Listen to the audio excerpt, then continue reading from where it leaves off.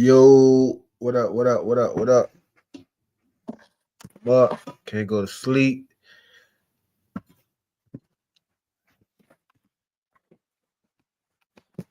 Feel like I'm getting sick.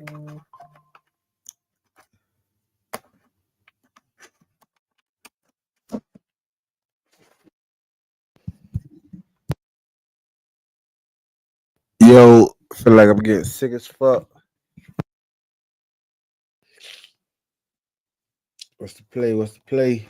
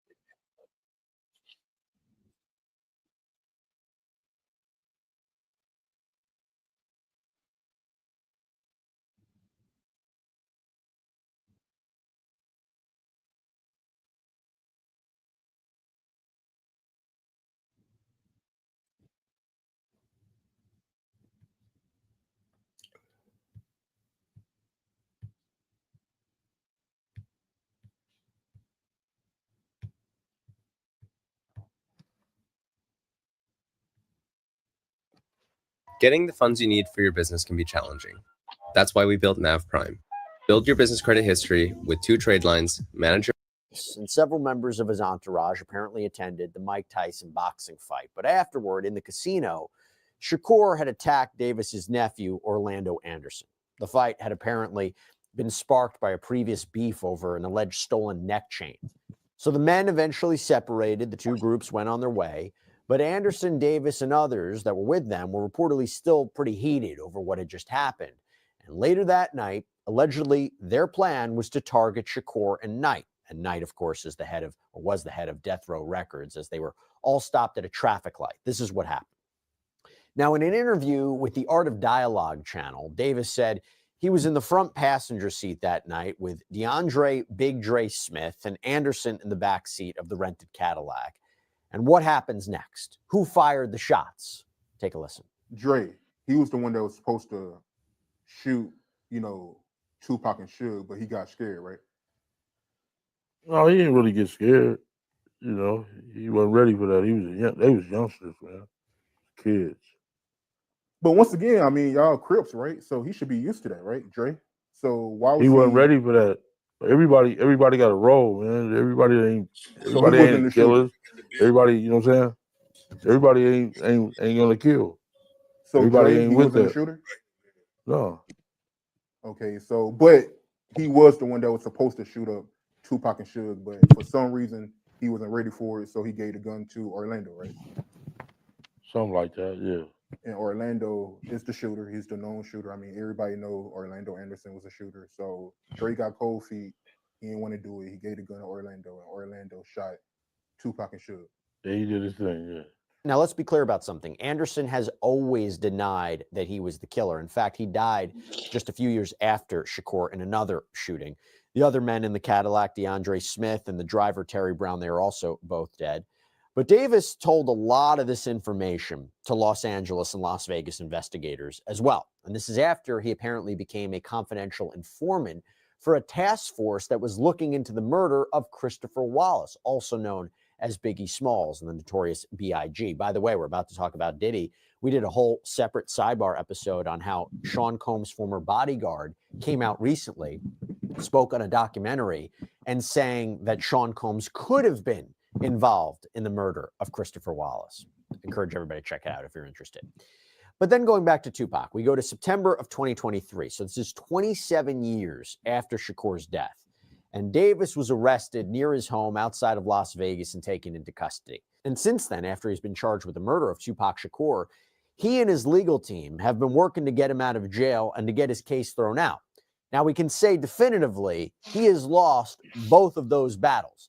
He has pleaded not guilty to first-degree murder. He's supposed to go to trial in March, but I want to explain a little bit more about this. So earlier this month, Davis's defense team filed a motion to dismiss the case. And as part of his argument, he is pointing the finger, seemingly, at Sean Diddy Combs as the one who really is responsible for Shakur's death. Yeah, this is one of those stories that we've been constantly trying to keep an eye out for, bring you updates as they develop. And for that, I got to call out our amazing sponsor, Morgan & Morgan, because their support helps us to keep on doing this. But here's the deal. If you're injured, Morgan & Morgan, the exclusive personal injury law firm of Law and Crime, America's largest injury law firm, that may be who you want in your corner. You know why they have over 1,000 attorneys? Because they win a lot. In the past few months, Morgan & Morgan secured a $29 million verdict for a bicyclist in Philadelphia, a $2.7 million verdict for a car accident victim in Florida, and not to mention $5.6 million for a car crash victim in Georgia after insurance offered that client $0. And even if you think your case isn't worth millions of dollars, why not start a claim and fight for what you deserve? Morgan & Morgan, they make it so simple because you can start a claim from your phone in just 8 clicks. So if you're injured, you can easily start a claim at forthepeople.com/LC sidebar. Now, at the time of Shakur's death, Combs was beginning his meteoric rise to the top of the rap world. He had started Bad Boy Records, now called Bad Boy Entertainment. And of course, there was this ongoing feud, West Coast versus East Coast, with this feud that he had with Tupac Shakur and Suge Knight, again, the leader of Death Row. So I want to take a look at the legal arguments that Davis's team had in their filing. And it reads, Defendant Dwayne Keith Davis hereby files this motion to dismiss on the basis that the state of Nevada has failed to timely pursue these charges against Mr. Davis, failed to provide corroborating evidence to support Mr. Davis's coerced confession, and failed to honor the federal proffer agreement between Mr. Davis and the United States government, thus substantially impairing Mr. Davis's constitutional rights. So 2 big arguments here. One is that the government waited too long to file the murder case, 27 years. They claim that this was done maliciously. By the way, though, typically speaking, there are no statute of limitations for murder. But even if they had filed the charges sooner, this is Davis's other argument, Davis says he's immune from prosecution thanks to an agreement he had with investigators when he was hauled in to talk about Tupac Shakur's shooting. And listen, remember, Bill Cosby, we all remember what happened to him. His conviction for drugging and raping a woman was vacated because his due process rights were violated, since a former DA had, in fact, made an oral promise to Cosby that he wouldn't be prosecuted. And remember, Cosby relied on that promise to admit some incriminating things about that encounter. So a high court actually determined his conviction should be thrown out. But going back to this, the first big interview that was referenced in the filing is from a couple years after Tupac Shakur died. On July 16th, 1998, Mr. Davis was interviewed by Assistant United States Attorney Michael Terrell. Mr. Davis's attorney, Mr. Eddie Fayol, was present. The interview was considered a proffer agreement between the United States government and Mr. Davis, under which any information provided by Mr. Davis would not be prosecuted related to that information. Mr. Davis was repeatedly questioned about the alleged murder of Tupac Shakur. Mr. Davis denied knowing who shot Mr. Shakur. Mr. Davis was asked to speculate as to who shot Mr. Shakur. Mr. Davis stated it was the Compton Police Department under the direction of Suge Knight, owner of Death Row Records. Mr. Davis was asked what would be Mr. Knight's motive, and Mr. Davis responded Mr. Shakur was getting ready to leave working with Death Row Records. At no time during the interview, less than 2 years after Mr. Shakur's shooting, did Mr. Davis state that he or members of Southside Crips were involved in any manner with the shooting of Mr. Shakur. That's what I'm saying. Sunday's the only day named after a food. We are not doing this all season. Just saying. You can't possibly believe that the entire sport of football was created just to make people hungry. Julius Peppers, Coy Bacon, CJ Ham. Goes to an issue of credibility. Well, Davis says he was interviewed again in 1989. During that meeting, he denied that his nephew Anderson was the shooter. Mr. Davis stated that Mr. Anderson was not involved in the shooting of Mr. Shakur. Mr. Davis did discuss that Mr. Anderson was attacked by Mr. Shakur in Las Vegas the night of Mr. Shakur's shooting. Nevertheless, the decision was made to retaliate in Compton since there were so many police around in Las Vegas during the Mike Tyson fight. And during that interview, Davis blamed Compton police for spreading the rumor that Anderson had shot Shakur, although later we know that Davis himself would say that in public statements. But the motion to dismiss also says that Davis was offered immunity during the Biggie Smalls investigation in the early 2000s. The filing reads, the 3 LAPD and FBI agents were part of a task force to solve the shooting of rapper Notorious B.I.G., also known as Biggie Smalls, legal name Christopher Wallace. The task force, through a sophisticated criminal investigation, obtained sufficient evidence that would prove Mr. Davis was the leader of the Southside Crips and his gang was responsible for over 360 kilos of cocaine and PCP. Mr. Davis provided 3 interviews to obtain immunity from prosecution. The final interview were solely questions regarding the Tupac Shakur shooting, which Mr. Davis was also provided immunity from prosecution. So during a December 2008 interview with investigators, that is when Davis allegedly started to spill the beans about his one-time friend, Sean Combs, who he refers to as Puffy. He claims Sean Puffy Combs solicited Mr. Davis to kill Suge Knight and Tupac Shakur for $1 million. Eric Zip Martin, an associate of Puffy Combs, provided Mr. Davis with a gun to exact revenge on Tupac Shakur for the beating Mr. Anderson received. Now, Davis reportedly told the investigators that even though the job had been partially completed and Shakur was killed, neither he nor Anderson ever got paid. He later revealed that he believes Combs had paid the go-between Zip Martin, who he claims kept the money for himself.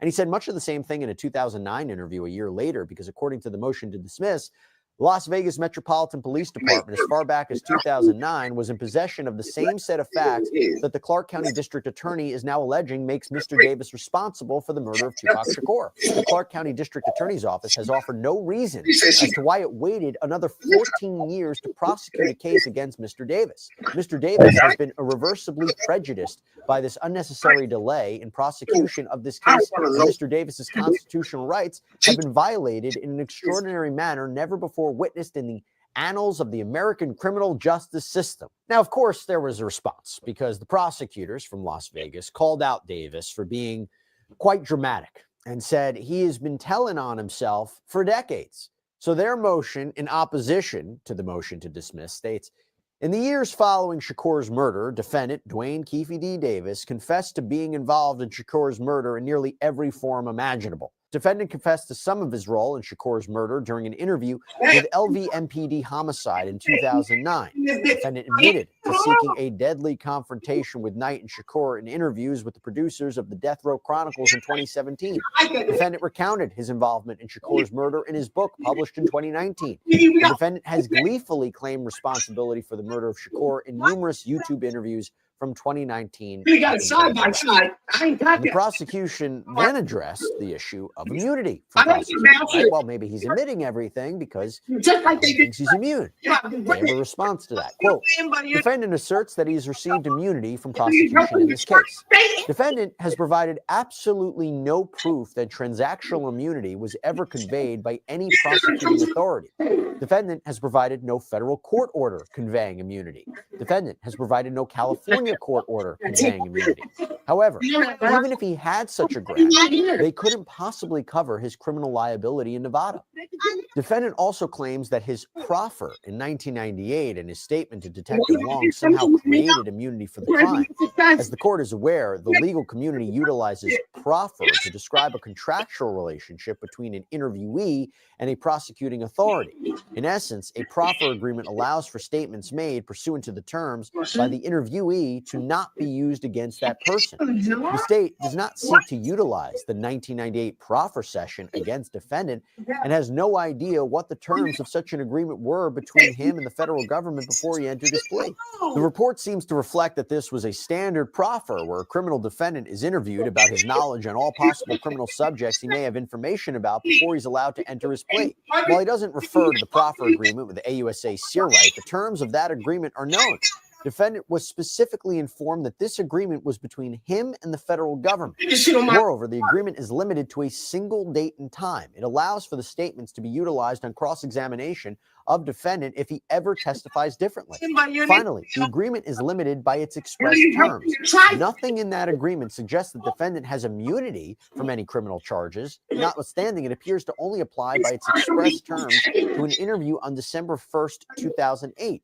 Certainly, the defendant is free to litigate the admissibility of the December 18, 2008 statement. However, this law establishes that defendant's mistake of fact about its admissibility, particularly where he had a lawyer present who knows the specific terms of the agreement, would not lead to suppression of the statement. And on Tuesday, Clark County District Court Judge Carly Kearney agreed with the prosecution, saying Davis has provided no proof that he had any immunity deals. And we're going to expect to hear in the next few days if Davis's legal team plans to appeal that decision to the state Supreme Court. Remember, going back to Cosby, it was the Pennsylvania Supreme Court who ultimately determined that his conviction should be vacated because he had entered into an immunity agreement. So we shall see what happens. Well, that's all we have for you right now here on Sidebar, everybody. Thank you so much for joining us. And as always, please subscribe on YouTube, Apple Podcasts, Spotify, wherever you get your podcasts.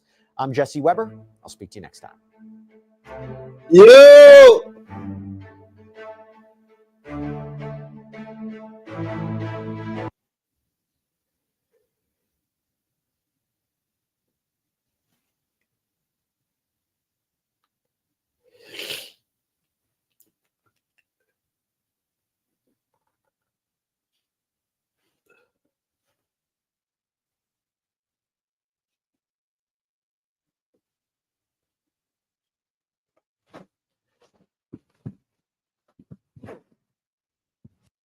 Okay, listen, we back. What's up, Henry? So when was the last time you saw her? She was in the house. She was in the bed? Yeah. When you went to bed last night? Protect your wealth by spending physical gold, It not paper money that grows weaker by the second, on a card that earns you gold every time you spend. Kinesis not.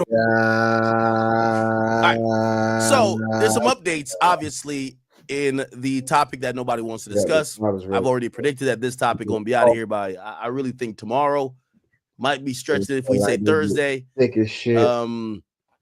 As I predicted, the media that did talk about it, they're talking about everything but the allegations. They're talking about, well, Jay-Z is going to end. It's crazy because the same people who I was hearing, I was listening to Breakfast Club this morning, and they were championing Jay-Z being successful and ending fake allegations. And I was like, this ain't the same Breakfast Club I was listening to like 6 months ago that said, believe all victims, right? Oh, hell no. Nah. So now, fuck the victims. And I don't know, maybe that's the wave, right? Jigga. Shit, you got niggas to stop kneeling and you got niggas to stop believing these hoes. You are a powerful nigga, man. I can't knock you, bro. I can't knock the hustler, as you would say, right? Fuck with it. I do fuck with it. Okay. So, yeah, pretty much, it's par for the course. It's nothing that I didn't expect. I predicted all this. I do think the story is not going to have too much legs. I've been doing my digging behind the scenes because, listen, I'm telling you, this shit works like clockwork. After you've been in media for 10 years, you realize how this is going to go down. I'm telling you, and I've been looking for the story that's going to break. They're going to break some crazy story, okay? It's not going to come from Rock Nation, but it's going to be seeded and come out of left field. It's either coming through CNN. They're really cool with TMZ. Remember when they sued Busby, they hit up TMZ? TMZ might do it, and then everybody else picks up from it. And I think that's how they're going to kind of roll it out. Now, again, that's a classic PR media power move, right? You marry one story with another story. You get what I'm saying? That's just kind of how you do it. So I'm expecting some, some shit they had in the tuck to come out soon. Never know, man. Might come out with a story like, yeah, we gave Tory Lanez 30 more years. Like, huh? Like, yeah, it's a new ruling. New ruling. Tory's getting 30 more years. Talk about that for a while. That wouldn't do it, though. That wouldn't do it. No, it has to be big. It has to be big. Somebody got to get killed, unfortunately. Somebody got to die for this, okay? Yeah, somebody got to die for Jay-Z to stop being talked about this week, okay? So a death, that would work. Drake, don't post a motherfucking thing. I'm about to hit Drake. Don't post nothing, okay? This is time. Enjoy your 2 days out of getting slandered by the K-bots. Don't post, okay? Just do duck lips all day, all right? No, don't file a lawsuit. Don't do nothing. And Kendrick right now is probably forgetting his next announcement because he don't want to touch this shit neither, okay? So we're going to see who bails out Jigga, man. And I have a few predictions, but I won't put them on record. But there are a couple of stories floating, like, around. Some people are teasing this and third might come out, but I don't think any of those are big enough to get this story out of the way. So I ain't gonna lie, I'm looking for somebody to die. Sorry, I'm sorry. I think we're gonna hear about somebody dying. I think that's the major way how we could change up the subject real quick.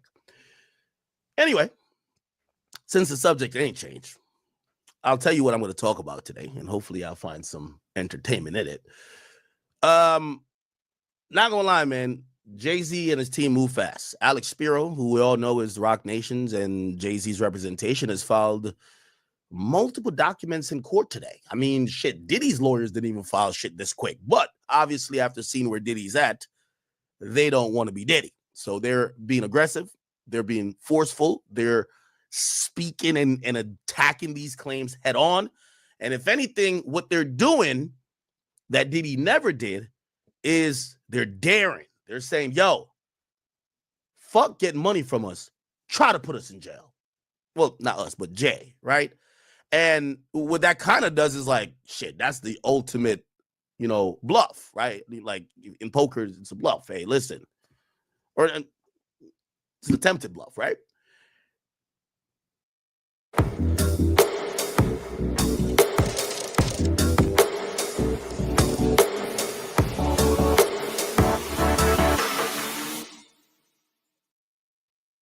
Attentive's old website lived on work, which was a problem. Max was like, why don't we try Webflow? And we were all like, sure, let's do it. By Monday morning, we had a fully functional, fully responsive website.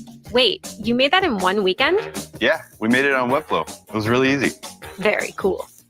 Yeah, it is cool. Now with Webflow, Attentive has a website that can keep up with the growth of their company. We definitely do not miss. No way.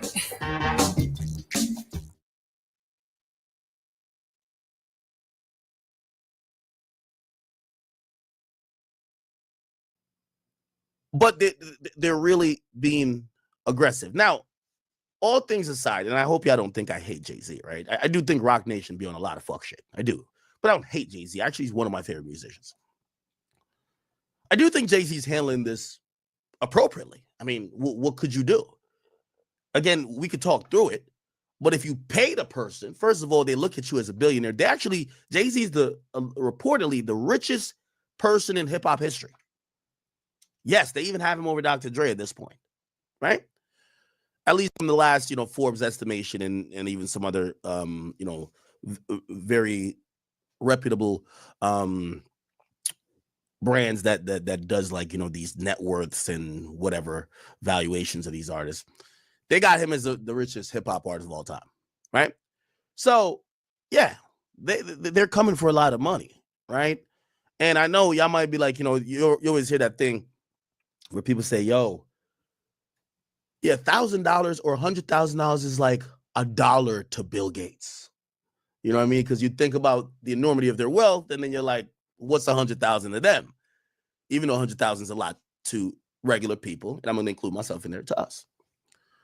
So you think that, hey, Jay got it, he could pay it. But it's not about just what maybe one person is going to want to demand. It's about the opening of a door that encourages more. Now, we will be talking about possibility of a criminal proceeding here, because there's going to be a really interesting angle that I don't think anyone is, everyone in the media that lightly talked about this today, they were all hell-bent on just saying, yo, these hoes is lying, man. They just lying. And shit, I ain't saying these hoes ain't lying or not.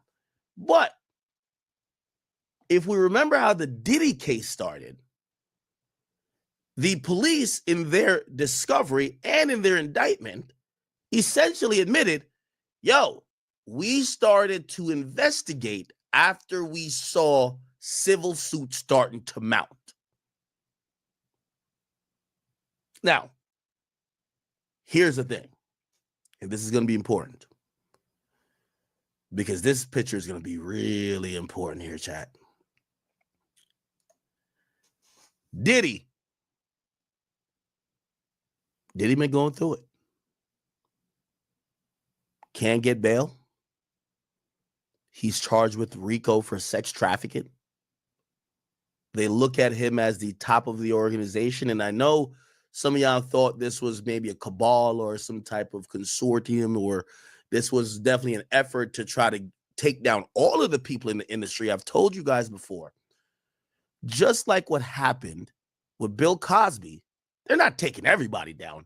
There's going to be one sacrificial lamb, and everybody's going to go ghost, get low, wait till it blows over. Doesn't mean he's only guilty one. If he's found guilty, I don't know if he's guilty.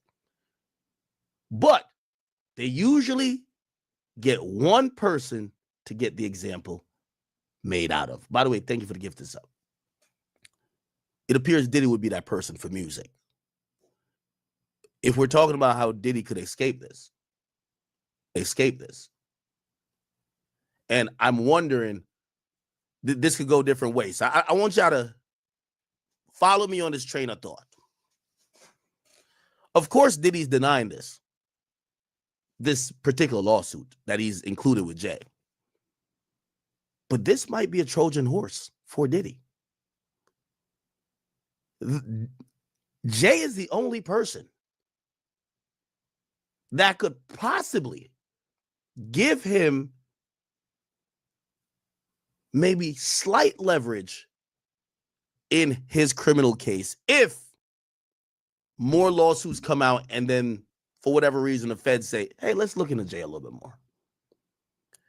What does it open up?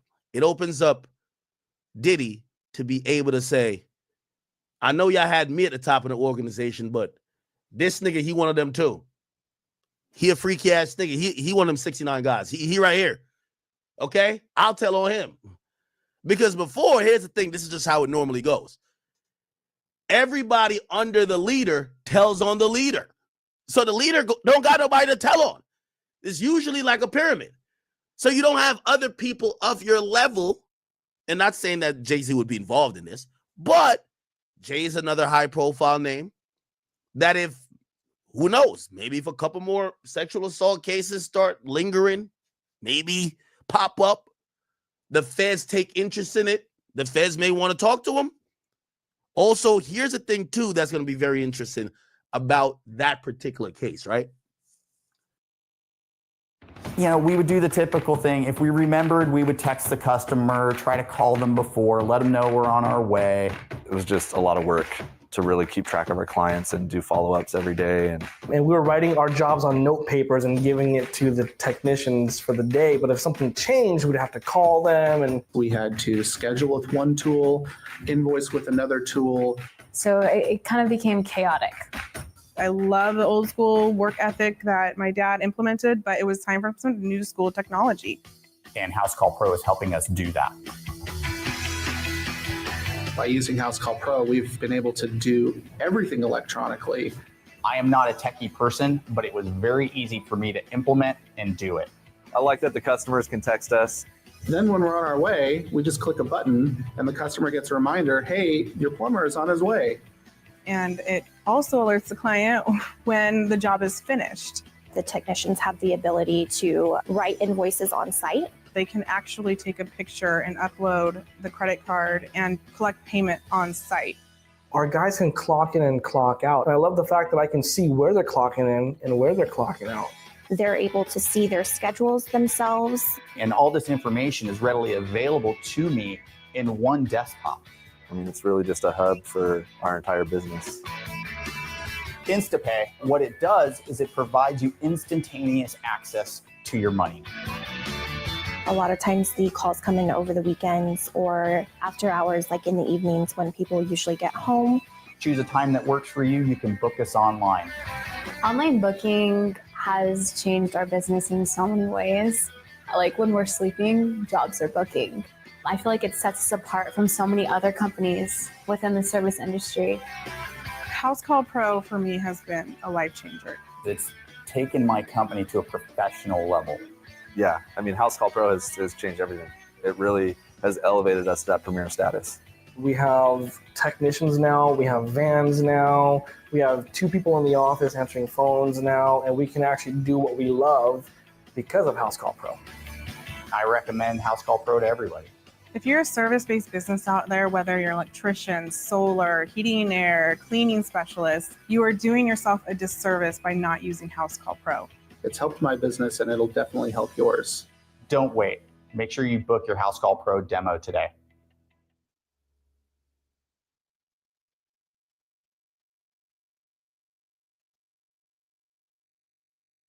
Starting today, anyone can monetize with ads. As part of the all-new Beehive ad network, thousands of newsletters have already monetized, and it's about to get even better. More ad opportunities, better brands, automated payments, streamlined processes, and more. And starting today, anyone who wants to monetize their newsletter will begin receiving ad opportunities. That's right, anyone. You don't need to have thousands of subscribers. You don't even need to send frequently. You just need to be on our scale plan and connect your payment account so you can get paid. Then let the revenue start piling up. The Beehive ad network has already paid millions of dollars directly to newsletters, and we're just getting started. Start monetizing today, only on Beehive.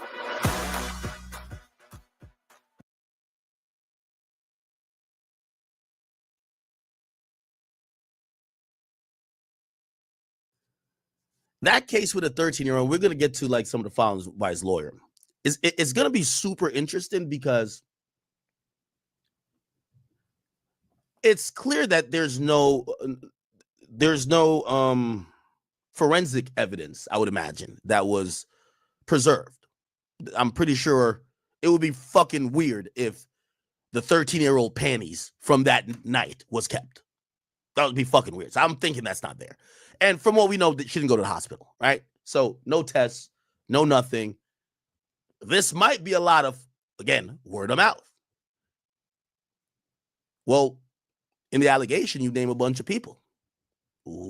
Celebrity B, a driver who drove you there, a person at a gas station who you ran down the road to call your dad,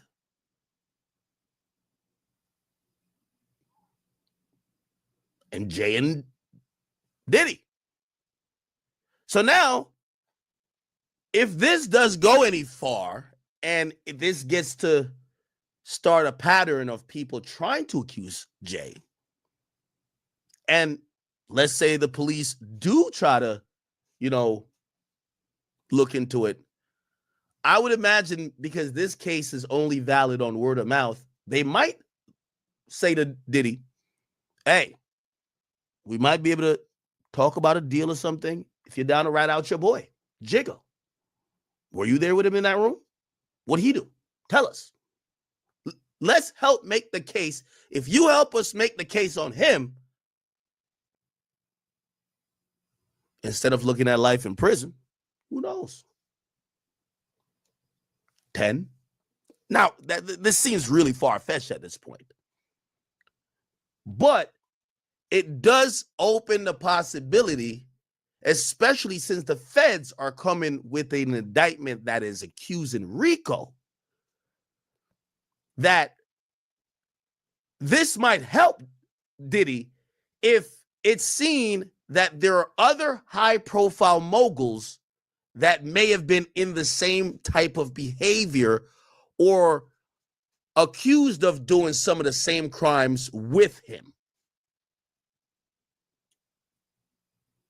Now, obviously, I don't want to, jump the gun or even assume that Diddy is someone who would tell on somebody to save himself. I mean, he doesn't have a history of having somebody else take the fall and he walks scot-free. That's not his history. We don't know of any circumstances of maybe he was cool in the club and some place got shot up and he was trying to have the driver take the gun. And when it got to trial, he says, fuck it, give it to Shine. Let him go get deported. Let me back out.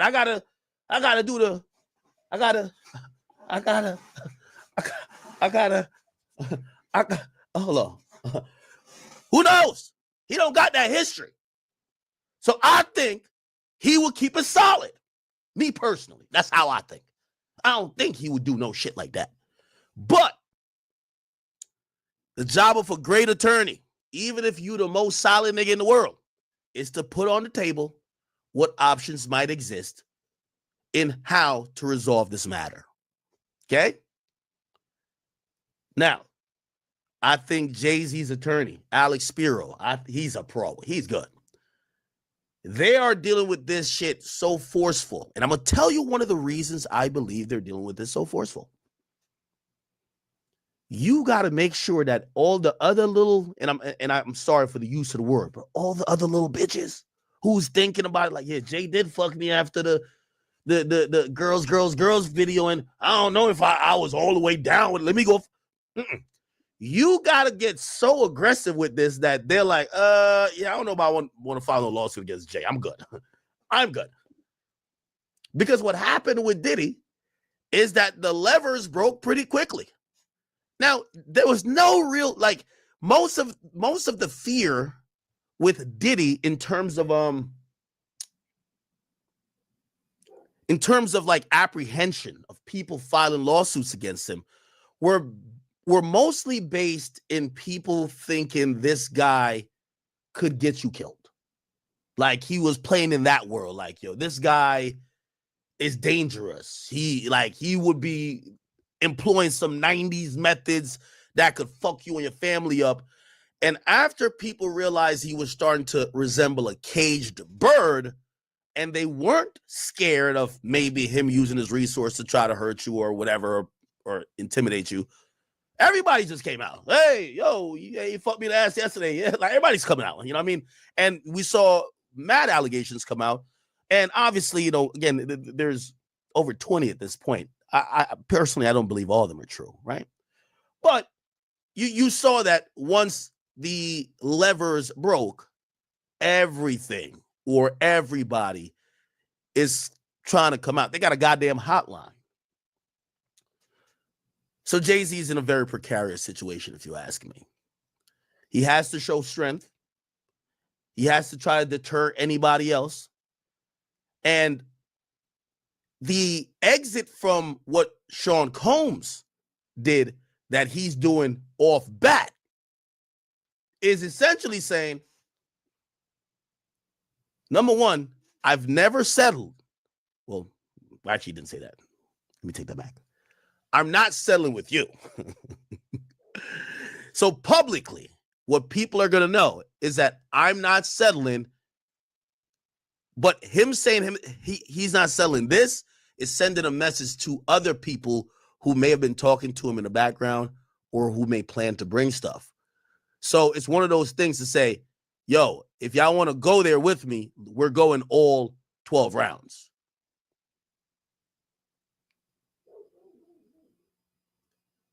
Okay? All right. What the fuck? Address what? Stop hiding? Nigga, I'm talking about it. Okay, cool. So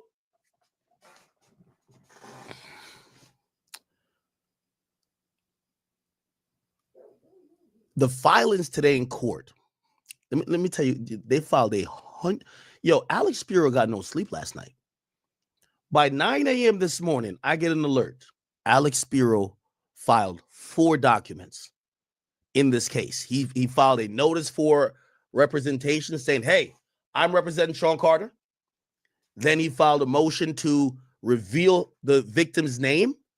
Then he filed a was called a declaration in support of that memorandum, which is basically you're just giving reason why that should be, ordered that the person has to give their name.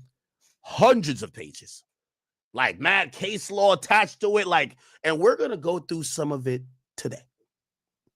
Okay. Here we go. Now, also before I get to it, by the way, we're not only doing Jay-Z today. We do have and pause on that too. No jiggle, okay? Wait, where's the other shit out? Sorry.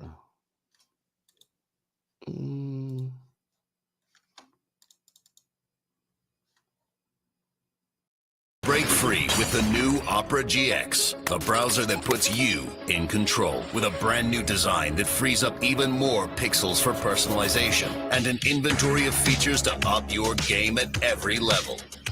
Like GX Control to help rein in your resources with integrated limiters for RAM, CPU, and network. A sidebar for direct access to your favorite side quests, streams, and posts. And built-in privacy tools like ad and tracker blockers and free no-log VPN. Check into GX Corner for the latest news, deals, and free games. But what really makes our hit different is mods, giving you the power to change everything from animated wallpapers to themes, sounds, music, and shaders, so you can change everything. Get Opera GX. Okay, yes. So we do have some stuff. We're not doing too much on Drake, but we do have some stuff on Drake. Pusha T talking about Drake. We're gonna do the United CEO, that killer who got found. So remember that. We're gonna be getting into that as well.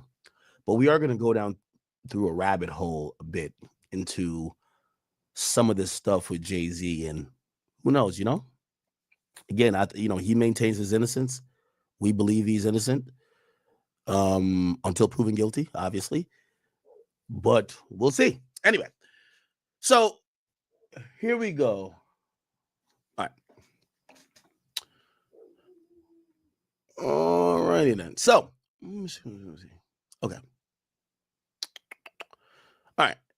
So, one of the filings, and by the way, this mirrors a filing that Diddy's lawyers did in the case versus the woman who we now know is Anna Kane, that is a ex-wife of Edmonton Oilers star Evander Kane. She was forced to identify herself or the lawsuit would be dropped. Okay? So Alexander Kane, wife. This is his wife, and she claims that at 17, Diddy fucked her. Diddy and two of his executives or something, right? So it's the same type of filing. And, I kind of generally agree, right? I do agree. So the whole thing about filing as a Jane Doe, it exists to protect potential victims who don't want to be shamed in the process of admitting something that's really embarrassing. Admitting that you were possibly a sexual assault victim is embarrassing. And when in court filings, right, civil or criminal, they're all public. When people could read the intimate details of some of the most embarrassing parts of your life, it might kind of deter you from even want to get into to try to get whatever justice, even if it's just monetary, if it's a civil suit, right? So I agree that it should be allowed for some people to file a Jane Doe, or I guess in the guy's case, a John Doe. But I also agree with the stance of Diddy's lawyer and also Jay-Z's lawyer, Alex Spiro. You shouldn't be protected if the lawsuit that's filed is being used to smear the other person publicly, right? Once that lawsuit is being dissected by everybody, and that person is getting their life torn apart, losing deals left, right, and center. If you're the accuser, I get that it's embarrassing, but the accusation in the world of somebody else who has some type of notoriety is enough to make them seem guilty and ruin their life as well. You should be known. You should be identified. So I agree with this Anna Kane thing. And here's the filings that happened today. So there was a declaration of Alex Spiro. This is the first. This wasn't the first one. Hold on. Is it this? Give me a second. Gotta make sure I got it right here, people.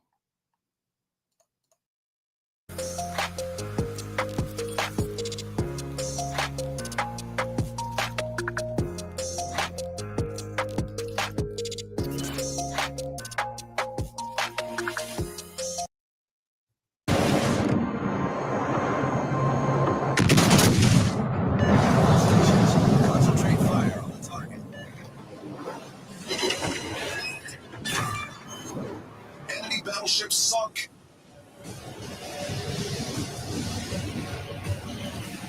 Enemy battleship detected. Enemy submarine spotted. Attention. Reporting the target position.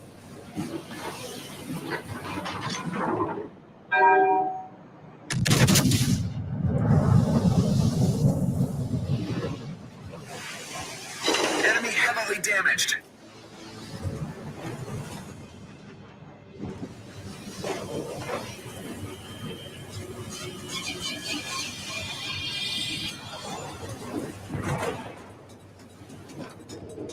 Enemy battleship detected.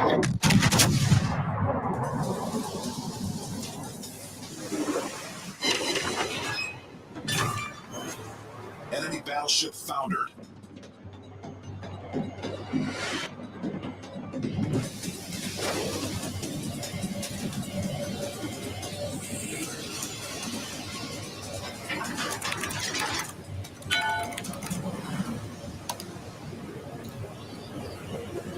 I need intelligence data.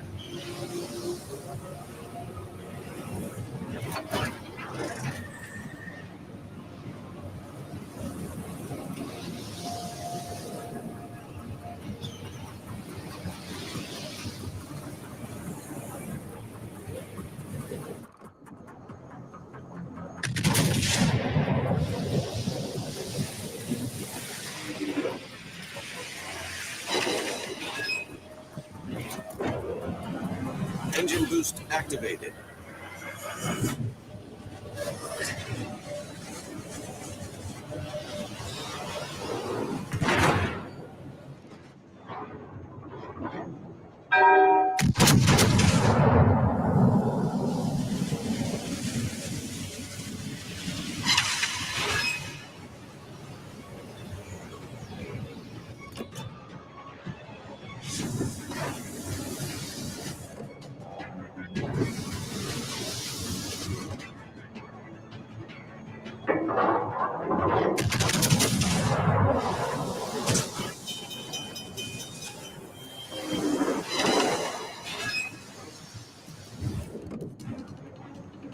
Enemy destroyer detected.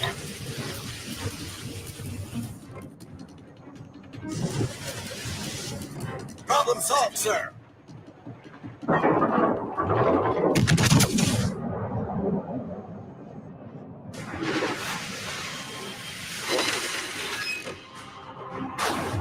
The ship is on fire.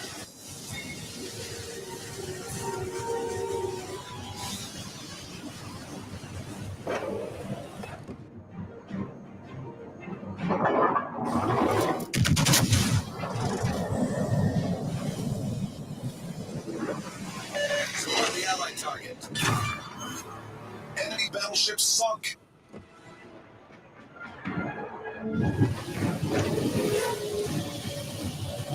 All stations, reporting the position of a strategic target.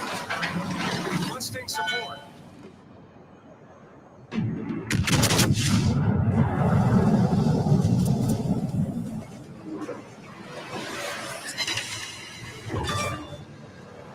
I owe you one. Enemy destroyer blown up.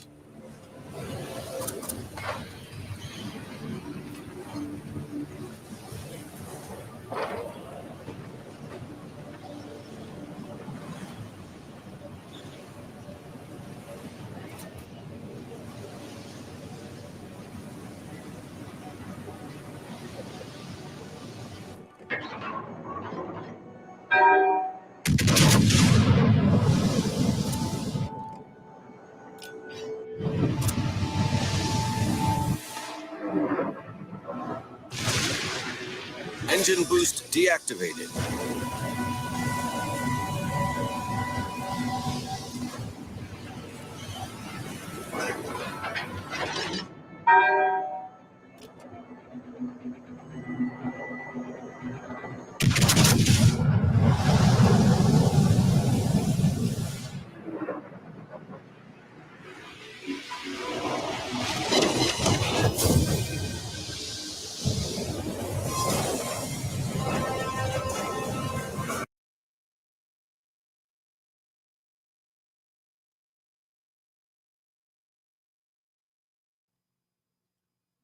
Okay. Do I have it? Okay. So here we go. So the defendant, Sean Carter, motioned to deny the plaintiff request to proceed anonymously. This was filed, and all the issues were filed this morning. Okay. Okay. So first of all, they have cited. Look how many. When you're doing a filing and you got a table of contents, you'll go to page 15 for this, page 19, page 13. Yeah, they got a whole table of contents for this shit. I'm like, holy. This is how you know that man, Alex Spear, is worth his weight in gold, because he on his Brian Steele shit. He's going to defend Jigga Man till every drop of blood in his body has evaporated. And you want that type of lawyer, okay? Anyway, let's get to it. Okay. For months, an extortionate campaign has been targeting this named defendant, Jay-Z, under the cover of darkness. So basically saying he's been extorted for months. The campaign was cynical and calculated to force payment of an exorbitant sum of money. The campaign was, the defendant would have to pay X millions of dollars, irrespective of the truth, or else. Now, the reason why I believe they have said X million dollars and they didn't put the actual amount is that if there are other cases that come up in the future, right, they don't want to give a price point that people could use to be like, all right, well, if niggas was asking them for 100 million, all right, I think I could just hit them over the head for 5. You know what I mean? Like, you don't want to put nothing there, because again, this guy is a billionaire, and there's going to be these people who just want any type of compensation. When defendant refused to pay and instead took measures to establish his innocence, this unnamed plaintiff and her self-promoting counsel, whose name has been splashed across headlines and press conferences under auspices of representing her, went to extraordinary lengths to shut down fair defense. But those efforts too failed. Now, at last, the false, unfounded allegations that underlie this campaign of extortion are having judicial light shined on them. Except that this plaintiff is bringing them as dough. Attention Heat Nation. When the Heat win, you win. Get 50% off your entire regular menu price online order at papajohns.com when you enter promo code HEATWIN. Only from your locally owned and operated Papa John's, official delivery pizza of the Miami Heat.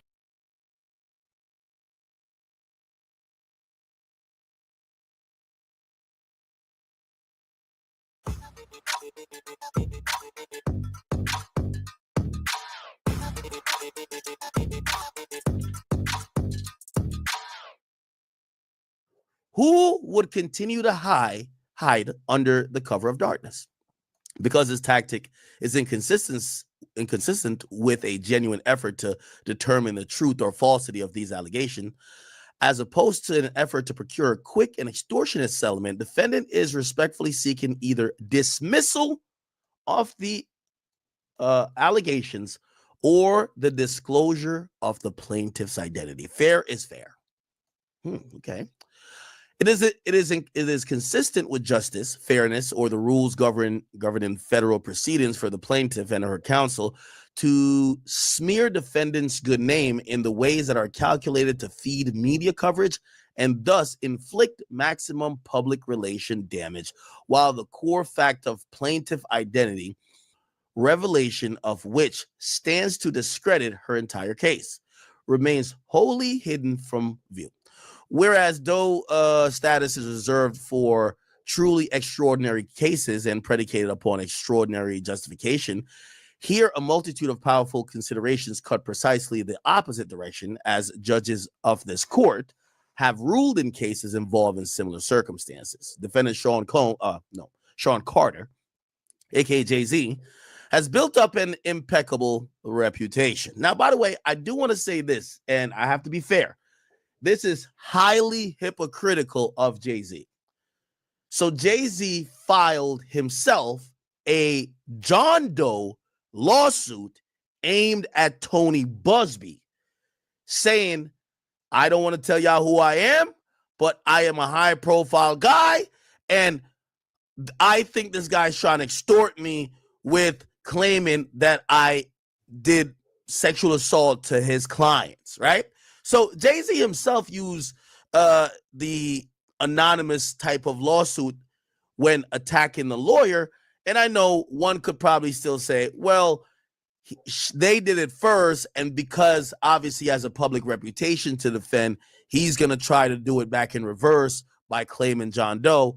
But again, he's coming back around to say no one should be protected unless it's extraordinary circumstances. So it kind of makes you feel like, what made you think, you're a public figure, my nigga, like what made you think that you should be protected but not her, right? Anyway, it says defendant Sean Carter has built an impeccable reputation. He has never been accused of, let alone engaged in, any sexual misconduct until today, when plaintiff in a amended complaint filed by attorney Anthony Busby has leveled baseless allegations and accused Mr. Carter of despicable acts while hiding behind the pseudonym Jane Doe. These claims are not about justice for the victim, nor are they about giving victims of sexual violence a voice. Instead, they're merely the next chapter in attorney Busby's sprawling extortion saga, a saga whose aim is based in and measured in dollars. Busby has devoted himself to the business of extracting large settlements from celebrities, high net worth individuals, and businesses with public ties to Sean Combs. So here's another angle that's going to be interesting as part of this lawsuit. And I'm wondering for all the people who do love Jay-Z, but you're torn on this, right? You think, my dogs keep barking. Can you hear my dogs barking? Because I might have to put them up. I don't know what the fuck they're barking at. Well, one of them are barking. Could y'all hear it? Because if y'all hear them, they're like bothering me. But it might not bleed through on the mic. Could y'all hear? Could I hear it? If y'all can't hear it, it's cool. I'm hoping you can. You can't, right?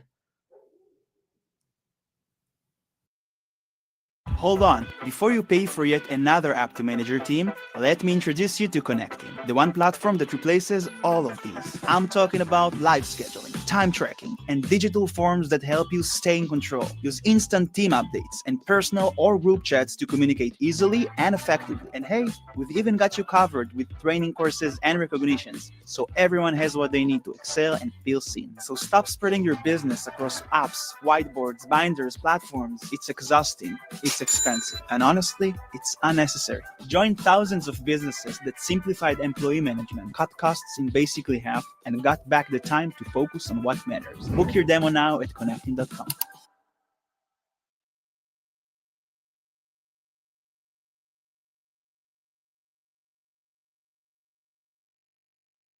Today I'm using Upwork to hire a WordPress developer. I'm going to try using Upwork AI. It's great that you can just write a couple of sentences and they create the rest of the job description. We went from no job post to ready to post in about 5 minutes, maybe less. I'm so excited to get this project kicked off.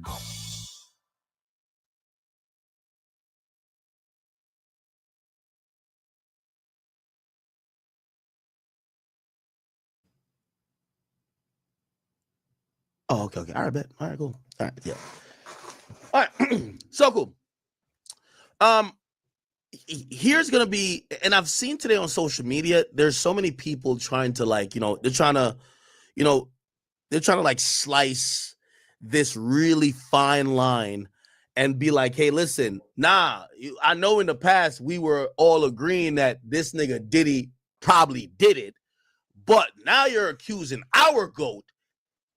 He wouldn't do some shit like that. Now, most of these people making these accusations or making these claims don't know Jay-Z or have never been around him in these intimate personal moments. But I get it. It's your favorite rapper or the guy who you consider the GOAT. You don't want to believe it about him. You probably have less ties or less, cultural equity built up with Sean Diddy Combs. So Diddy, you're like, guilty nigga, fuck this nigga. But Jay-Z and some of these people are also parasocial fans. Like some of these people, they're Beyonce fans and they might not fuck with Jay-Z, but they love Beyonce so much they wouldn't ever want to believe that Beyonce's husband has done such heinous things, because if you think about it, that's what people have gotten in Nicki Minaj about her husband allegedly doing back in the day. So people have different reasons of why they want to believe it, but they're also playing like this interesting game where they're like, no, we did, like, after like the 30th or 25th like allegation against Diddy, people are like, nah, this nigga did that shit, right? So people are kind of like then faced with their own hypocrisy. Well, how do you believe that Diddy did it, but Jay never did it? Okay, here's the thing. In this one instance, in this one allegation, they're both accused of doing the same thing. They're both accused of being in the same room. They're both either it's pretty reasonable to say they're both either guilty in this one case or they're both innocent in this one case. But the people who just only love Jay, they don't want to be sticking up for Diddy. Now, here's the problem. Part of how Jay-Z is going to have to defend this case is he kind of got to stick up for Diddy too. And that's going to fuck a lot of people up, right? Like, for example, here you hear him almost making these statements about Diddy, right? And he says, extracting large settlements from celebrities, high net worth people, and basically saying with public ties to Diddy. Now, they're going to be trying to play the same game as well, where they're not going to like be picking up for Diddy, but they're going to just kind of try to piggyback off certain things Diddy has alleged. Because remember, Diddy alleged that a few of these people, Tyrone Blackburn, this guy, and there was a female attorney and another guy, that these people are ambulance chasers just looking for people who are down to sue people of high net worth, and they're just trying to get money that way. But a lot of people said, nah, we don't believe that because it's you, Diddy. Well, Jay-Z's echoing the same claims. Actually, he's piggybacking off of Diddy's claims. So again, that's going to be the tough thing for a lot of fans to swallow. Pause. No Diddy, no Jigga. You have to, we're at the point where you're going to say, at least for this one case, and they're not accused on every case together, obviously, but you're going to probably have to say, if Diddy did it, Jay did it. Or if Diddy didn't do it, Jay didn't do it. Or if Jay didn't do it, Diddy didn't do it. Okay? Now, let's continue. References to justice or sunlight serve only as window dressing. Make no mistake. This case is about retaliating against the rare target who would not pay. Attorney Busby has a history of targeting celebrities by making false allegations of misconduct. Okay?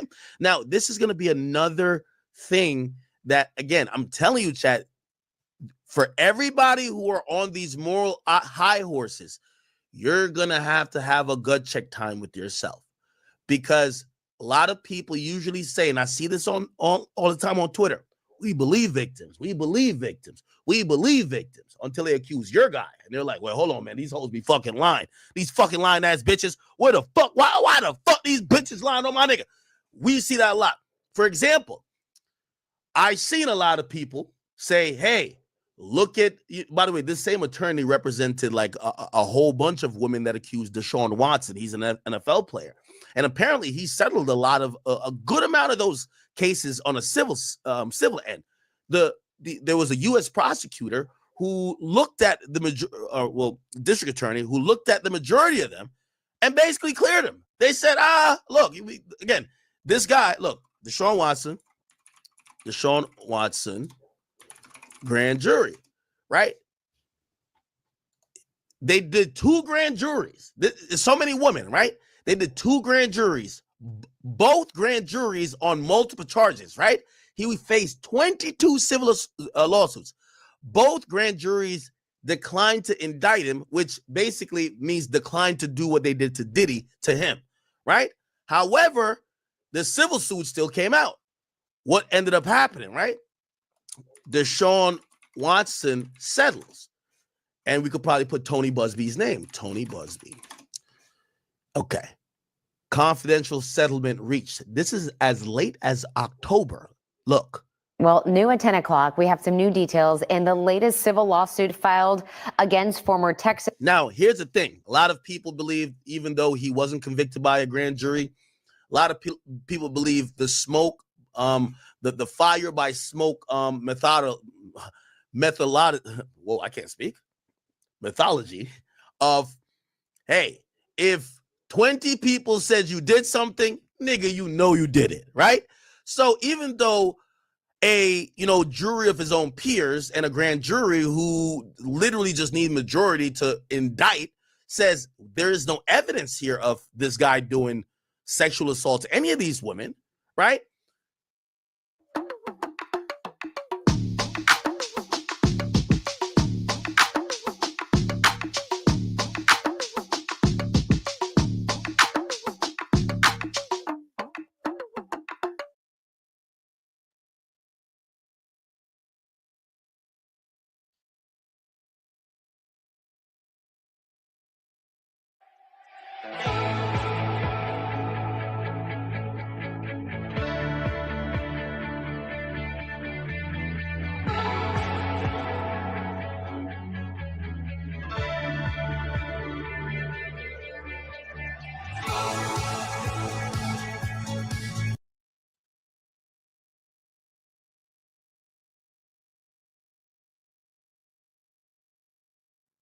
The jury, the court of public opinion basically said, bruh, it's 20 women, bro. Okay. And a lot of people advocated for him to lose sponsorships, which he did.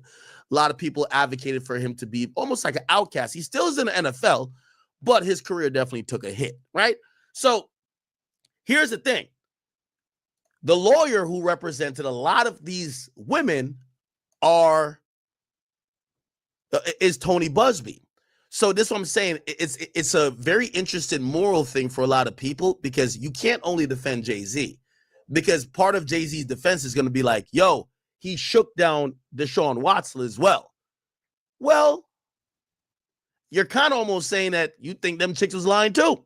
So again, I'm just showing you how in defending Jay-Z, his lawyer is going to reference other situations that maybe the public have no ties to, so they have no problem saying those men are guilty. But Jay-Z's own lawyer is kind of piggybacking on those cases, saying, look, it's a shakedown there. So again, you get to realize, because this lawyer has attacked other people, and also Jay-Z is now kind of linked with Diddy in this one particular lawsuit, a lot of people are having these moral dilemmas. If this one case, if Jay did it, Diddy did it. If Diddy did it, Jay did it. If Diddy didn't do it, Jay probably didn't do it, right? It's kind of like they're kind of almost tied, right? Anyway, this was the Deshaun Watson thing. Let's here we go. And current Cleveland's Browns quarterback Deshaun Watson. KPRC2's Aaron Wilson reporting that attorney Tony Busby, who represents the Houston-based accuser, and Watson have reached a confidential settlement. KPRC2's Bill Barajas in the newsroom now to break down what we know so far. Bill? The Houston-based accuser, a woman identified only as Jane Doe, alleged that Watson sexually assaulted her in 2020. She was seeking at least $1 million in damages, and while the lawsuit is set... Now, granted, okay, so she wanted $1 million. I think in Texas, and I think this was done locally. So she had named an amount. So she wanted $1 million. Who knows? She may have gotten 500,000, right? Or maybe 250,000. Who cares? But you're not asking a billionaire for that, right? Like Jay-Z pockets is deep, right? Pause. And you just heard about his co-D, and I'm saying that, just as a loose term, because they're not co-defendants, but they are co-defendants in this lawsuit, even though civil. Diddy reportedly paid tens of millions of dollars to Cassie. So you want tens of millions of dollars from Jay-Z too, right? You would imagine, right? So this lawyer got a settlement, even though they didn't indict this nigga, which is like, what? But you also got to remember, there's some other factors. Deshaun Watson he's in the NFL, and because of him being in the NFL, he has to treat this as, I want this to go away, that I could continue my career, rather than stand on my moral principle, which I think Jay-Z stand on, say, no, you're going to have to fight this in court. Like, I'm not giving you some money. In 2020, but that same lawyer did it. She was seeking at least $1 million in damages, and while the lawsuit is settled, the financial details remain undisclosed. The lawsuit states that Watson met the woman at a bar in July of 2020. The two met for the first time when they agreed on a date, and he allegedly came to her apartment. Again, Tony Busby, the same lawyer, represented this client too. The lawsuit goes on to say that when Watson arrived, she... Baby Lane Stanfield, I agree. Diddy fucked up the game by giving that woman $30 million. That made it so lucrative, and the teeth came out of Tony Busby. Like, there are specific lawyers who target rappers, right?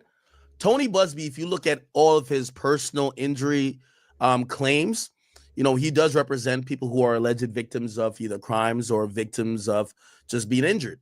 He doesn't really target, we don't see a history of him targeting rappers, right? That's the, there's a few of them. There's a few people who do, but those people, because, usually a lot of rappers ain't going to pay you. Like, The Game lost a lawsuit, really by default judgment, but like he lost a lawsuit, and the nigga would rather transfer all his assets to WAC 100 name rather than pay the chick. He ain't giving the money up. So like, because of those type of things, it's cleaner to go at athletes, because you could use a situation like this to have them suspended indefinitely. And that's going to, force the hand for them to get the money, right? In rap, if it's some random rapper who got sued, who gives a fuck, right?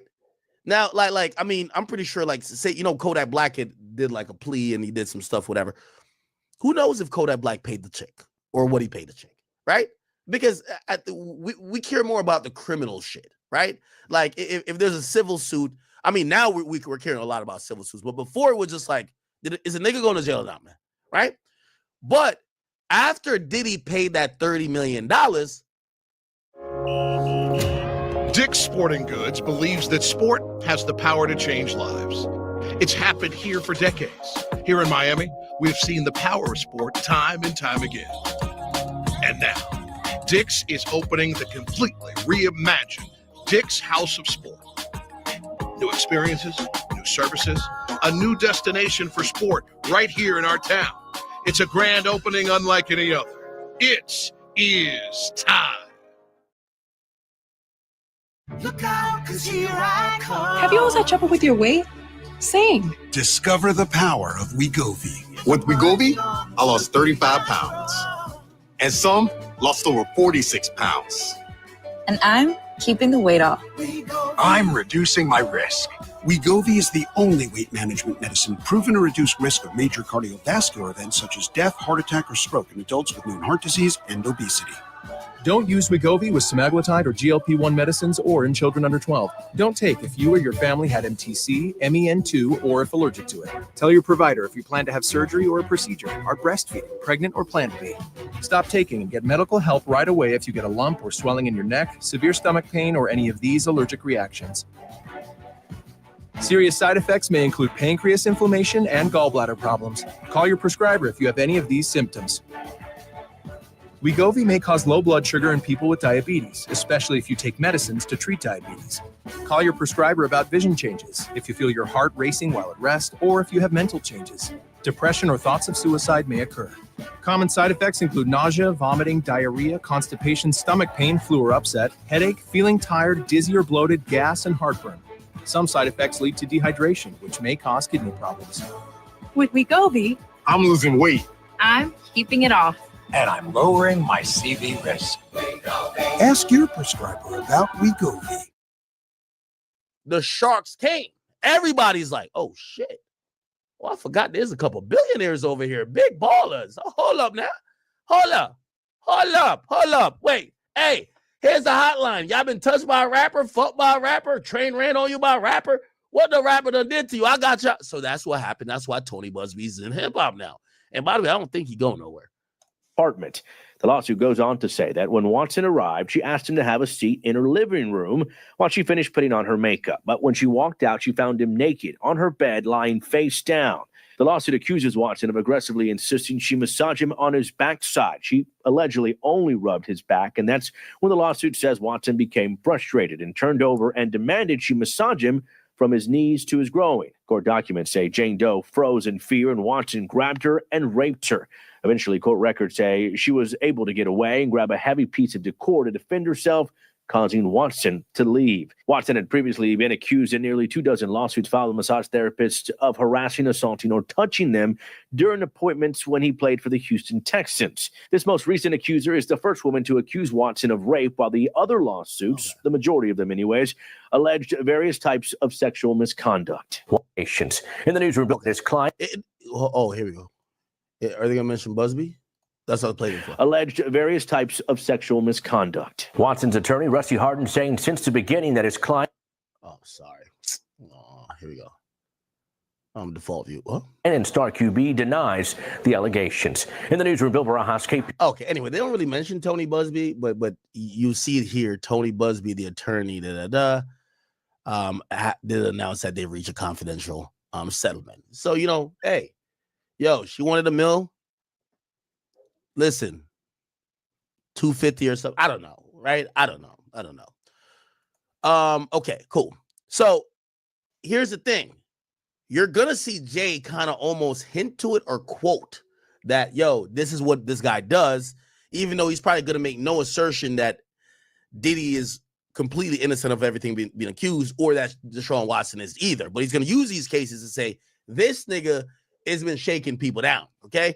So he has a history of targeting celebrities by making false allegations of misconduct, and Mr. Carter sought to expose Mr. Busby's latest extortion scheme in a California lawsuit on November 18, 2024. So finally, we get you can't see it. Finally, we get Jay-Z admitting, we did sue him on November 18th, and yes, he sued him as John Doe. So yes.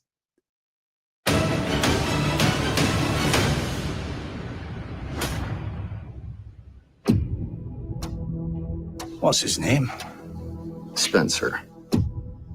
He's a war hero. The Stone Killer. Today, we begin making Montana a playground for the elite. I'll destroy everything they fought for. I'm trying to prevent a war here. It ain't preventable. He wants to take this place from us. You're 30 miles from anything. Where are you headed? Montana. Family needs me. This is a hard winter. I pray Spencer can get here. Time to build that army you promised me. This Spencer Dotson scares me. Killed him. And he killed a whole lot of them. Of all the things I've had to do for this ranch, it takes a cake. My family is in danger. My wife is lost to me. And I don't have time.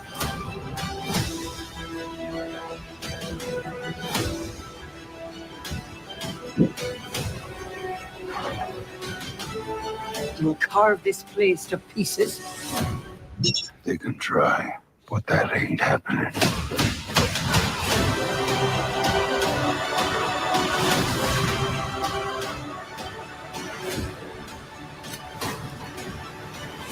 Anything worth having is worth fighting for. 1923, new season streaming February 23rd. He sued the lawyer, okay? After receiving a letter from Mr. Busby. Now, they don't say when the letter was received, okay? Even though they said it was received months ago. Remember, it was received months ago because it said, if we go back up, it says it's at 4 months, right? 4 months, okay? Anyway, so let's keep it going. Exhibit 1. This is the extortion complaint. So they actually list the extortion complaint.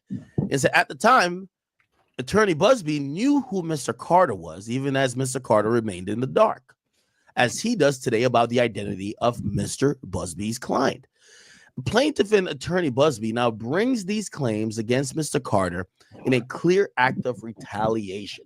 Okay, the complaint, as the complaint admits on his face, while Mr. Carter was being extorted, he could not speak out without revealing his identity and the heinous allegations made against him, which are patently false.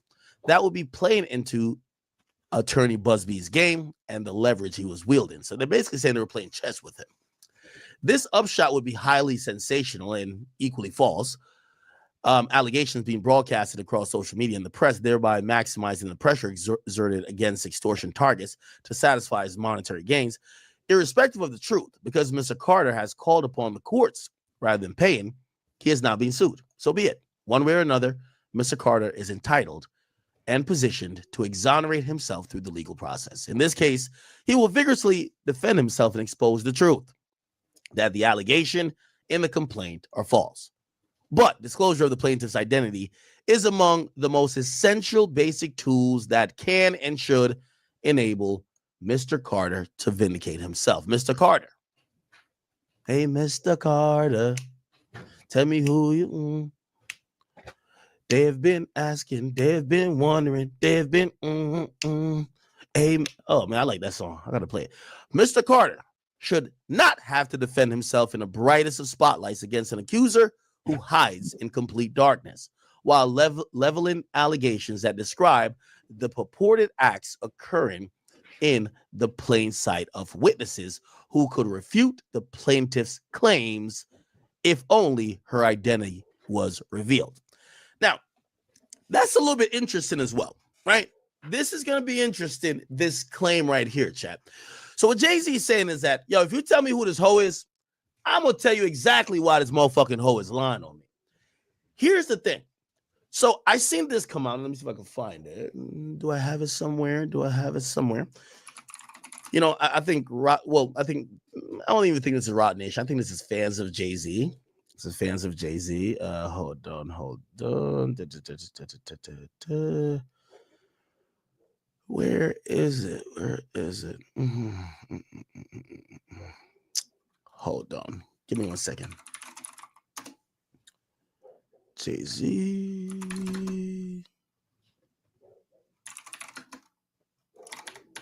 Hold on. Working hard, but something's holding you back? It's 8:01. You're late. What is wrong with you people? And if it's not guys like him, it's the gurus and their scams. You gotta grind. Wake up at 5 a.m. every day and drink those raw eggs. There's a better way. Printify. I create designs and upload them onto beautiful products and publish them to my online store. I set the price and keep the profit. But you still gotta hustle. Take inventory and pack items, right? No, you don't. Printify made it simple. Their global network handles printing and shipping directly to your customers on demand, meaning I have more time to focus on growing my brand. Ha! Let me guess.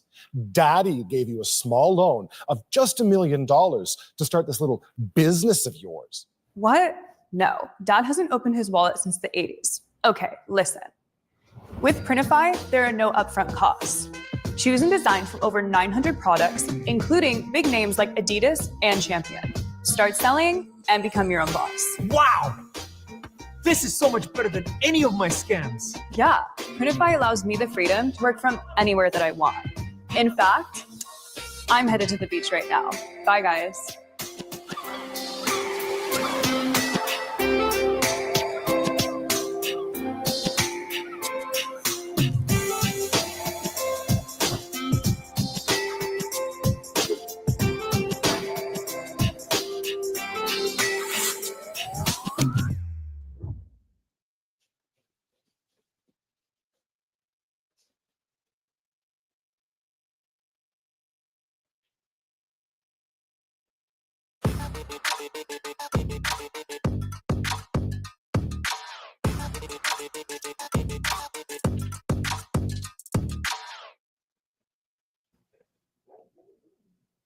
Okay.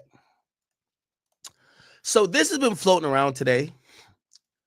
And it's been floating around on Twitter. It says this is a picture that shows Jay-Z was at the MTV Music Awards after party at the Lotus nightclub on September 7th, 2000, why is the plaintiff saying that the after party was in a house? Okay. And if it's posted on a page called Ain't No Jigga, it says Jay-Z photographed arriving at the MTV Video Music Awards after party at the Lotus nightclub in downtown Manhattan on September 7th, 2000. Okay, the award show was held at Radio Music City, whatever. Now, here's the thing about this. And this is why I said that this is an interesting line by his lawyers saying, if we know her identity, it's going to help us easily prove it's a lie. Well, if this that's coming out on social media is true, you don't need to know the identity. You could just say, I never went to a party that was at, as she describes, a big white house with a U-shaped driveway. I didn't go there. I did go to the MTV Music Awards, which anybody could Google.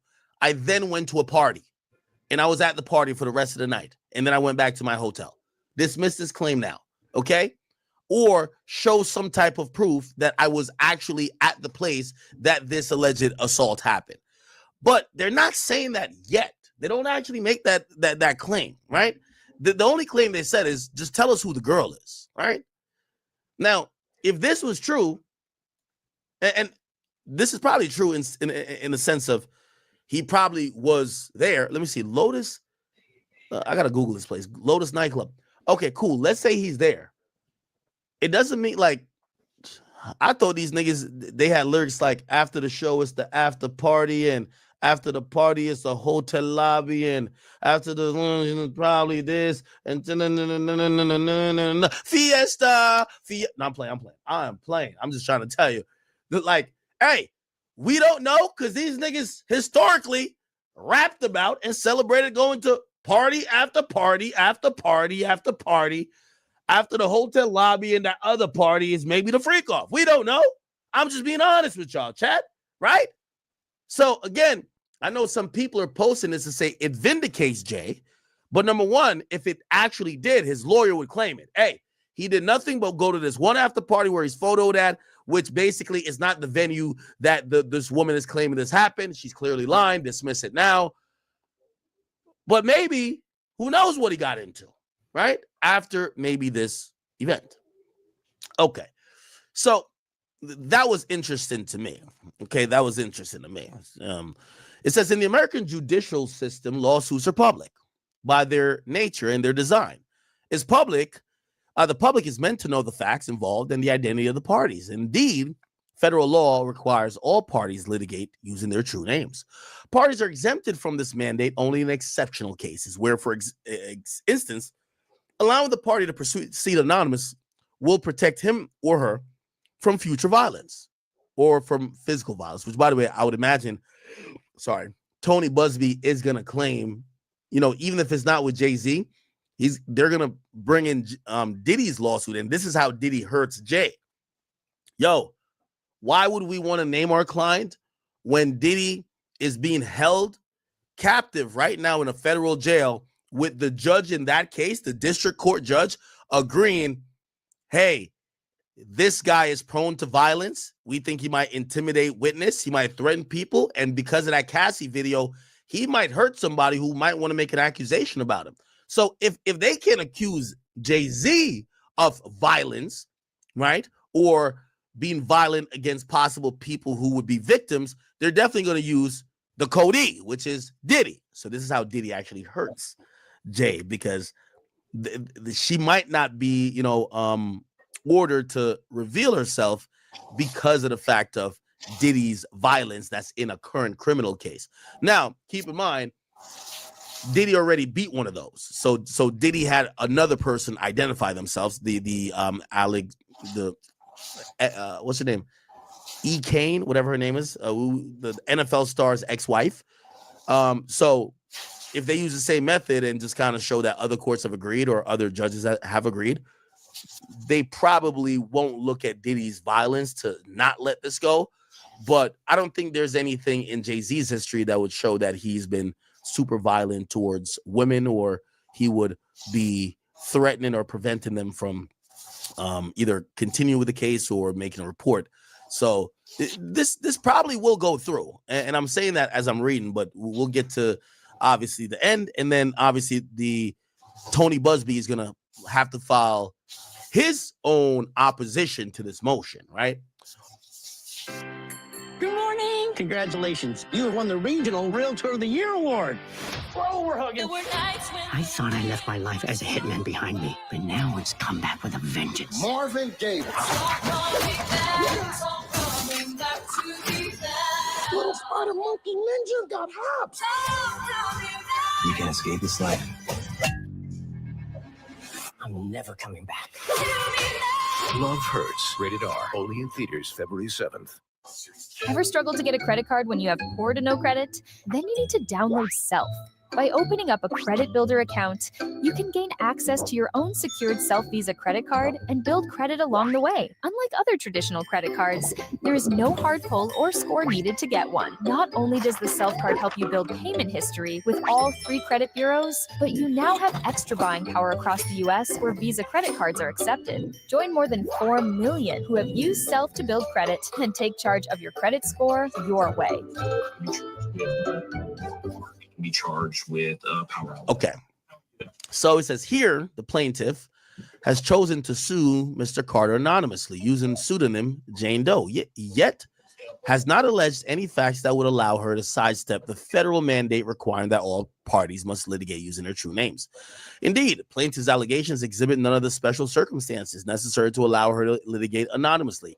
To the contrary, her facially incredible allegations indicate that, unlike in many cases of alleged sexual misconduct, she has already been exposed in plain sight to countless of witnesses whose truthful accounts would be helpful and properly informed by the specification of her identity.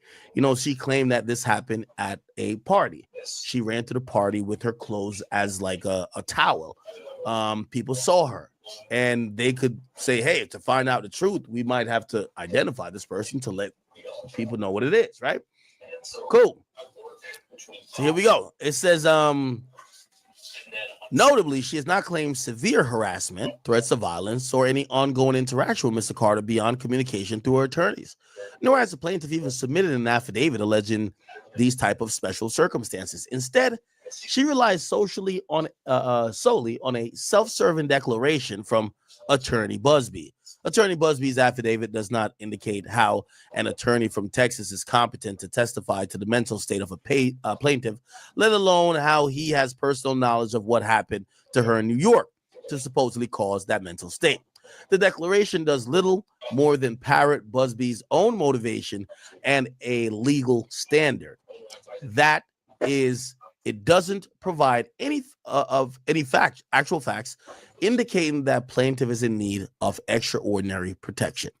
Suffice it is to say that attorney proffered innuendo and generic accusation do not suffice to justify why Mr. Carter and the American public should be denied access to the plaintiff's identity in this highly public litigation.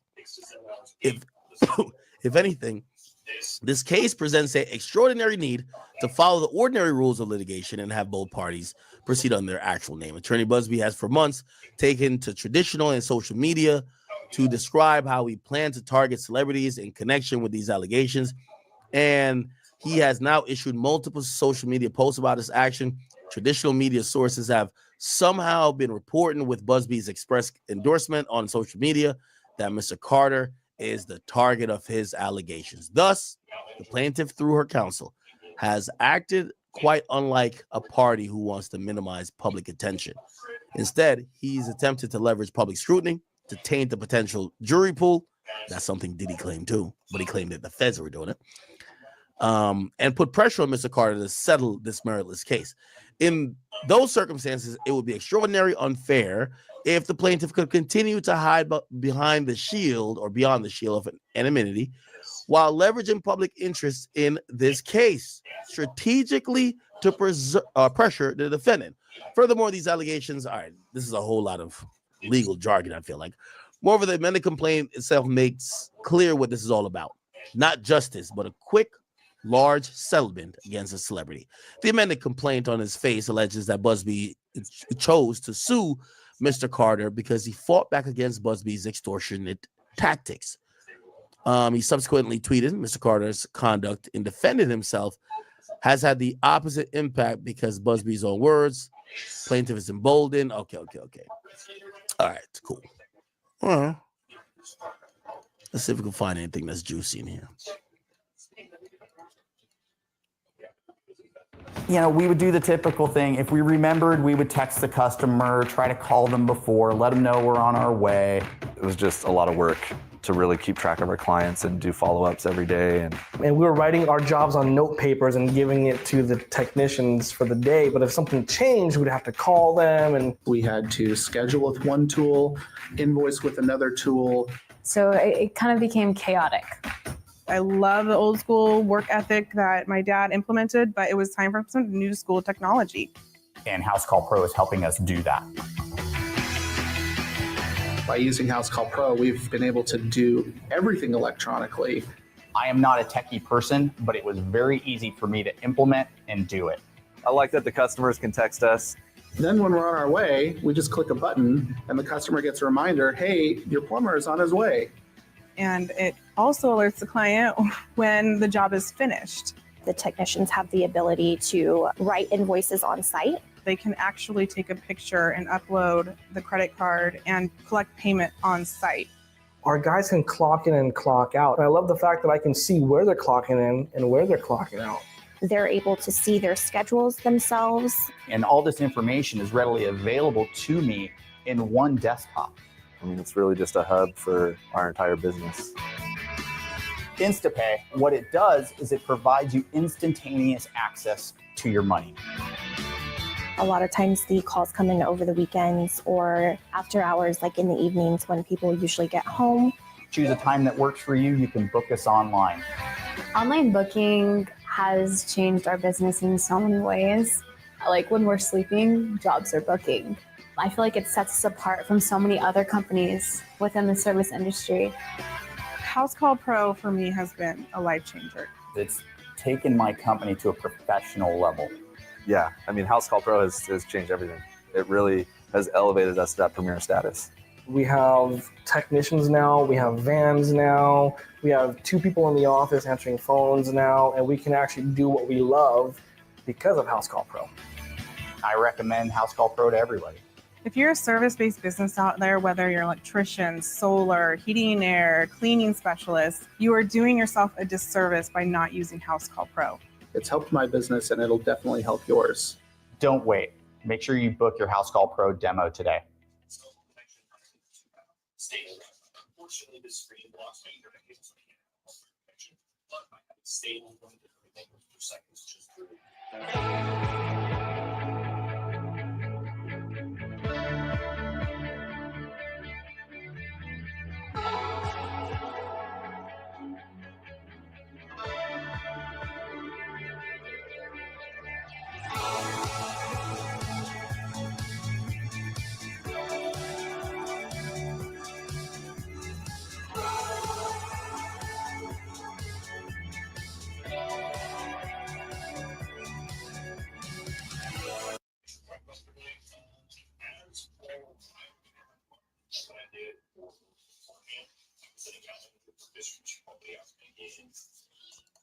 In at least 2 cases already filed by Buzz. Okay, they're using Diddy's cases again.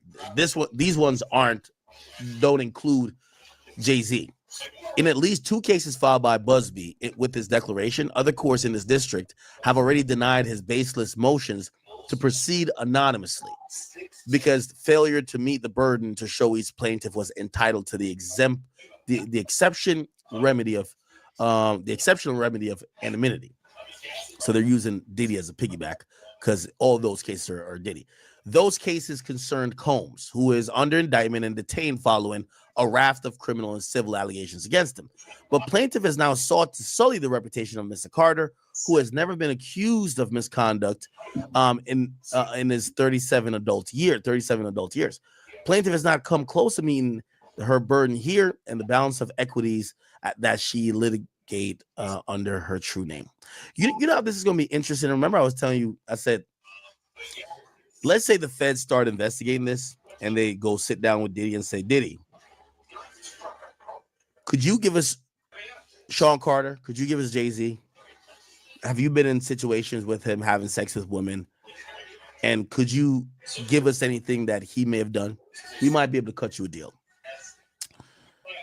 Here's also another interesting part, because I know some of you like Diddy and Jay. I don't know if their interests are aligned anymore.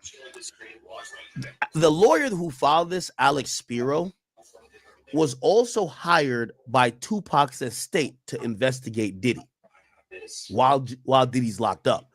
So I would imagine that Diddy looked at that to say, why Jay-Z lawyer helping Tupac's estate try to investigate me for more crimes? Nigga, I'm locked up. What the fuck? Yo, Jay, we used to fuck hoes together. What the fuck? What the fuck you doing, bro? I would imagine that might be a thing. And if you don't believe me, let's look at this. Tupac estate hire Alex Spiro. Look, Tupac Shakur family hires powerhouse attorney to investigate Sean Combs, right? Look, the family of Tupac hired powerhouse lawyer Alex Spiro. Well, that's interesting. Don't that seem weird? Why would Jay-Z's lawyer want to go investigate Diddy? That seemed like backdoor tactics, right? So they were investigating. So this lawyer who works primarily, not primarily, but a lot for Jay-Z, then took a job for Tupac's estate to investigate Diddy, and then now is defending Jay, but using some of what Diddy has claimed versus some of the victims. This is getting messy. You don't see messy to y'all?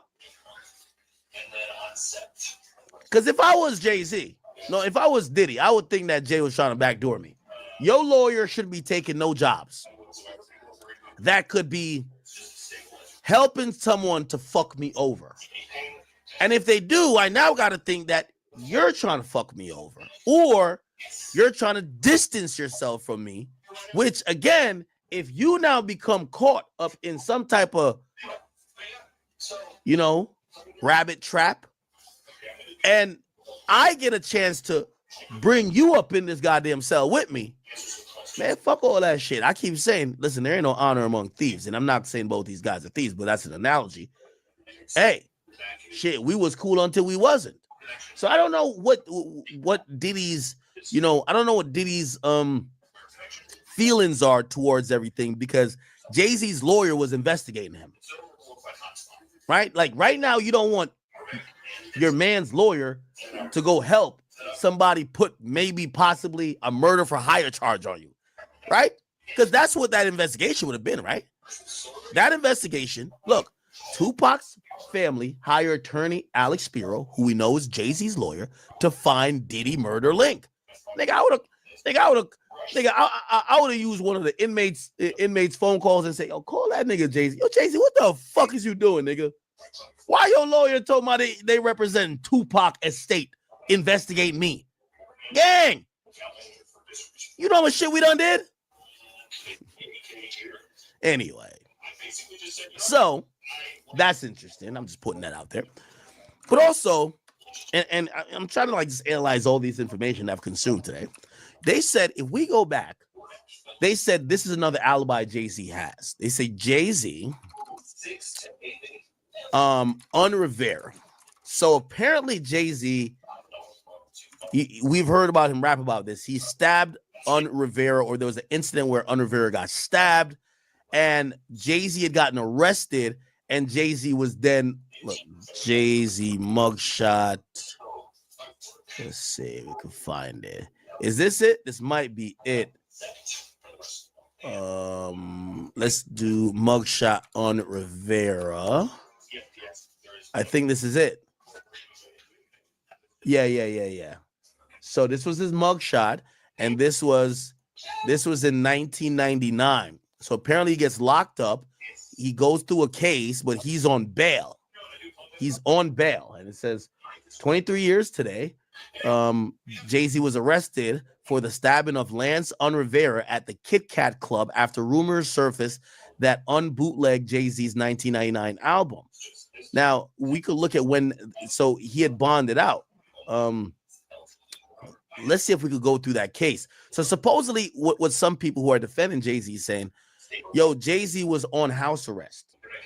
or not house arrest. He was on a bond, and him being on that bond, his whereabouts were communicated, and he was making sure wherever the fuck he was at, especially after a public outing like the award show, he wasn't doing no like mansion party. We don't know, but I'm trying to see if this timeline links up.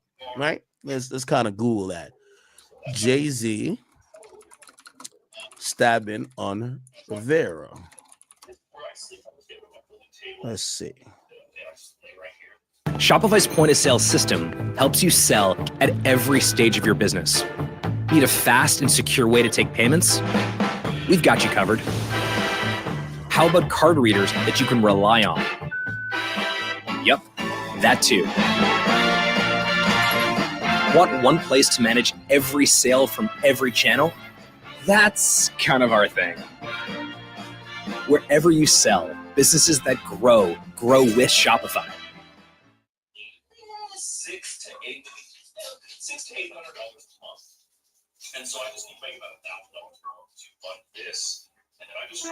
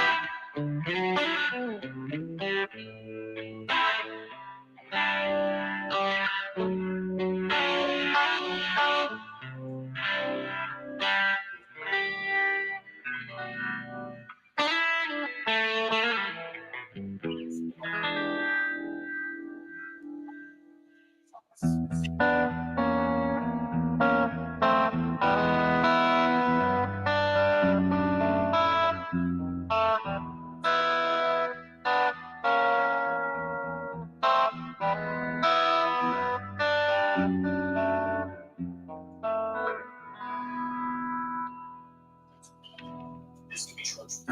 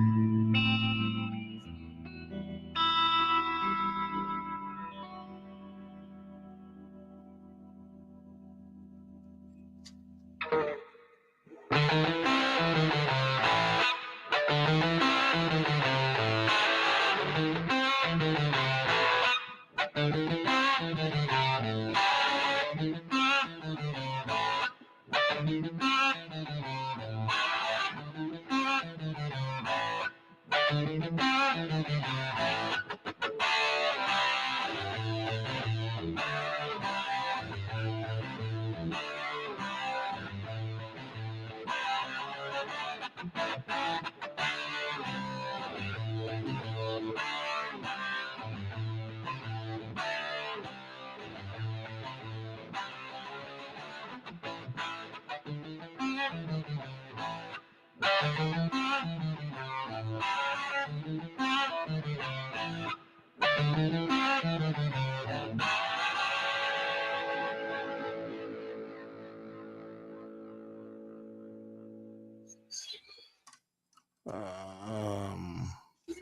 lot of people thought it was over Charlie Baltimore, right? This video has been front covers of your favorite OJ on Lance and the Club. Now, the official story is that Lance's husband, what's his name? And also, for the record, that's the Kit Kat Club spelled with 3 Ks for some reason. KKK? That's not good. Anywho, apparently, Q-Tip's album release party was a star-studded affair. Even Diddy. This is 99. And bear in mind, this is only weeks before Diddy. Ooh. Oh, so this was 1999. Now, here's the thing. I think over time, if you're younger, you know, like I wasn't like tuned in at this time, right? I mean, this is 99. But it appears that maybe not they were rolling together, but Jay and Diddy definitely were around these events that they bumped into each other a lot, right? Like I think as time went by, we only saw them at we only saw them at brunches together, but they don't look like they rolled together like let's say after 2012 or so. But looked like early on, Jay and Diddy was in a lot of places together.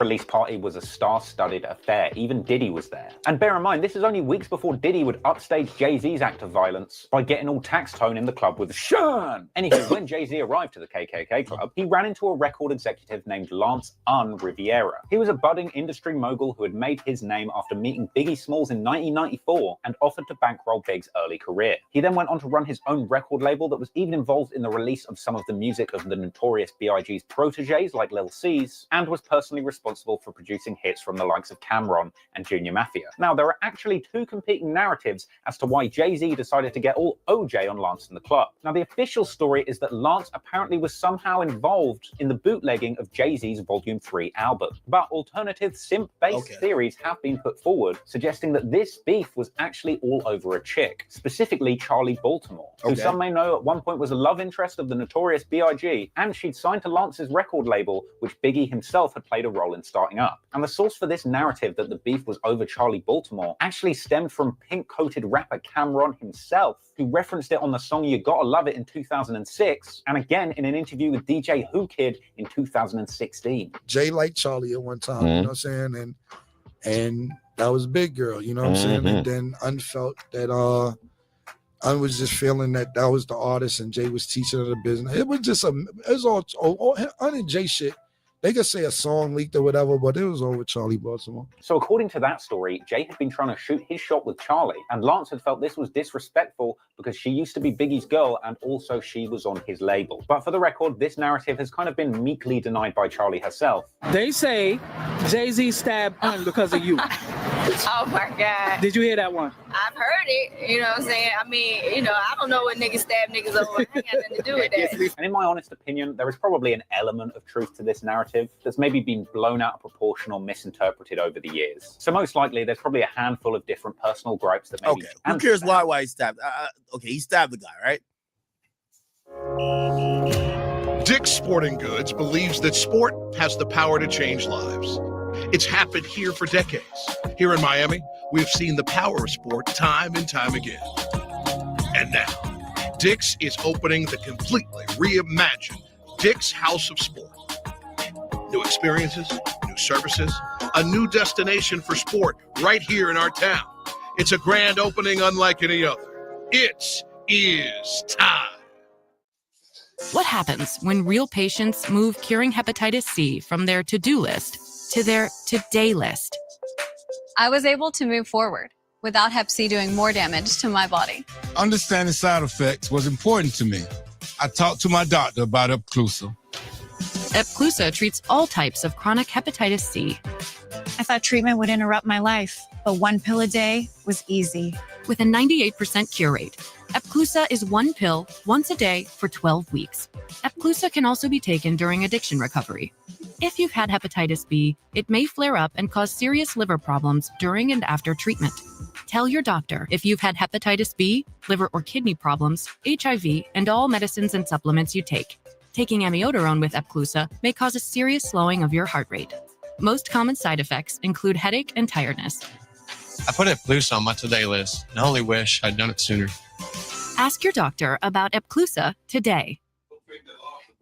Shot at Charlie Baltimore. Apparently after this initial confrontation, Jay actually backed down and returned to his crew in the club in disbelief. Now it's unclear exactly what the next move was. Maybe Jay's goons gassed him up to go back over there and settle things, or maybe he just popped over to the buffet section to grab himself a sturdy steak knife. But reports say that not long after this initial confrontation, Jay's crew caused a big commotion in the club, which Jay used as a cover to smash a champagne bottle over Lance's brother's head and stab Riviera himself in the abdomen and shoulder with a 5-inch blade. Though it's worth mentioning that some other news outlets reported that it was a slash to the abdomen and multiple stabs in the back. But hey, whatever way you look at it, Jay-Z is really out here scoring on his ops like he's trying to win the Golden Boot. Shit, I wouldn't be surprised to find out if he joined OFB at this rate. But once again, it's worth bringing up for the record that Nas actually said on the Jay-Z diss track Ether that it wasn't Jay, but one of his goons that had actually done the stabbing, suggesting that Jay only wanted to take credit for it to supplement his street credentials. But once again, this allegation by Nas has never been corroborated by anyone else, so I think it's safe to assume that Jay-Z's knife work is indeed cray and that he did the drilling himself. Anywho, Lance took that ching in like a champ and was immediately rushed to hospital, where legend has it, he cooperated and even gave Jay's name, which to me is likely proof that Nas's suggestion on Ether was complete cap. So Lance was rushed to the hospital, and after that point was scored, Jay-Z and his boys dashed out of the club and laid low for a hot minute. But of course, it wouldn't take long for Jay to eventually face the consequences of swinging that sword like some sort of Marcy Project Zelda. Okay, good. So we're gonna get a timeline of this. Remember, where we're at with the timeline of this lawsuit. And again, we're just kind of almost damn near investigating ourselves, because this went down in November 2000, right? I think that's when the VMAs were. So he caught this charge in 99. Let's see if he was on any type of monitoring or bond or whatever. Let's figure it out. Jay-Z later described this incident as feeling like he was in a blind rage and didn't even realize what he was doing at the time. But then again, maybe that had something to do with the finger he had in his butt at that time. Cops say the hip-hop star was fingered in a stabbing inside a packed nightclub. The following evening, Jay-Z surrendered to the police and was placed under house arrest. Explosive news that the media at the time were eager to... Oh, so he was on house arrest. Okay, that's interesting. Gobble up. A few hours ago, police here at Midtown South arrested... Oh, and let me see. I'm looking at the MTV. Yeah, so it's September 7th. Never mind. It was September. Oh, wait, hold on. I just want to make sure. Oh, the date. Yeah, the date's September 7th. Because I don't know if they taped it. These days, sometimes they'll tape it. Like BT Hip Hop Awards is taped like a week or two before. But MTV VMAs, they still do it. They probably do tape delay, but you still come on the same day. So September 7th. So we got to see, where was he at with this case? September 7th, 2000. Sean Carter, better known as Jay-Z, the rap star voluntarily turned himself in here at the precinct earlier this evening. Now, Carter is being held here in connection with that stabbing fight that erupted at the Kit Kat Club last night. Jay-Z brought in the expert legal help of Harvey Slovis, who had also represented Diddy, who quickly got in front of the press to evasively say that Jay had nothing to do with this. He's not involved in this, period. He was at the club? That's my only comment. He wasn't involved in this. So it was someone else that did the stabbing and the hitting? I didn't say that. I said he was not involved in it. And then even going as far as to later tell the press that Jay-Z was cooperating with the police fully. Wait a minute. Jay-Z cooperating? I thought made men weren't supposed to make statements, Jay. Jay-Z out here cooperating, he might as well change his name to Takeshi Carter. Now, initially, rumors were floating around that Jay-Z had actually been hiding from the cops, reports that were disputed by his team. Now, Slovis goes on to say that at no time was Jay-Z hiding from the police, that they were in touch with cops all day and that they're trying to resolve this as gentlemen. And after turning himself in, he was quickly released on a $50,000 bail. And then over a month later, in late January 2000, Jay is indicted in a Manhattan criminal court, where he initially pleads not guilty. A bold move considering the fact that had he been found guilty on felony assault at trial, he could have been facing 15 years. Which is tough, but at least he'd have got out just in time for Solange to still put the beats on him. And it seemed like from here, Jay really beefed up his legal team, which was later expanded to include super defender Benjamin Braffman of Diddy, Martin Shkreli, and Harvey Weinstein fame. And from there, this dream team surely got to work, publicly capping, saying that they had witnesses and videotapes that proved Jay-Z was nowhere near Lance at the time of the incident. But on the other hand, it probably didn't help the defense that following Jay-Z's arrest, Lance Riviera had filed a civil suit against him. But in a major legal finesse, Lance didn't end up going through with that suit, because according to the Associated Press, Jay-Z actually settled with Lance out of court for a figure reportedly between $500,000 and $1 million. Wow. Hell, 500 racks to hold one chefing? Get Rock Nation on the phone. I'll take one right here, right here. As the details continued to come out, it was pretty clear that this was half payout and half hush money, with E! News reporting at the time that following this payout, Lance informed prosecutors that he would not be appearing at the trial. And so with this giant finesse in the rear view, it seemed for a moment like Jay-Z was actually going to go to trial with the prosecution's key witness and victim missing, and leaving him likely to beat that case harder than I beat my meat in quarantine, baby. Hey, and if the guilty until proven innocent video is anything to go by, R. Kelly probably gave him some advice on how to beat that case on set. You should just say it wasn't you. Just say it wasn't you.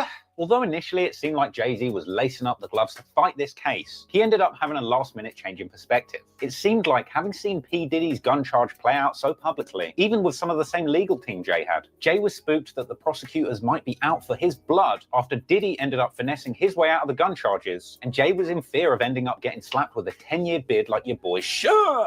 And so he decided that it wasn't worth the fight, a decision which he also discussed in his book Decoded. So in October 2001, a very short... Oh, so the case ended in October 2001.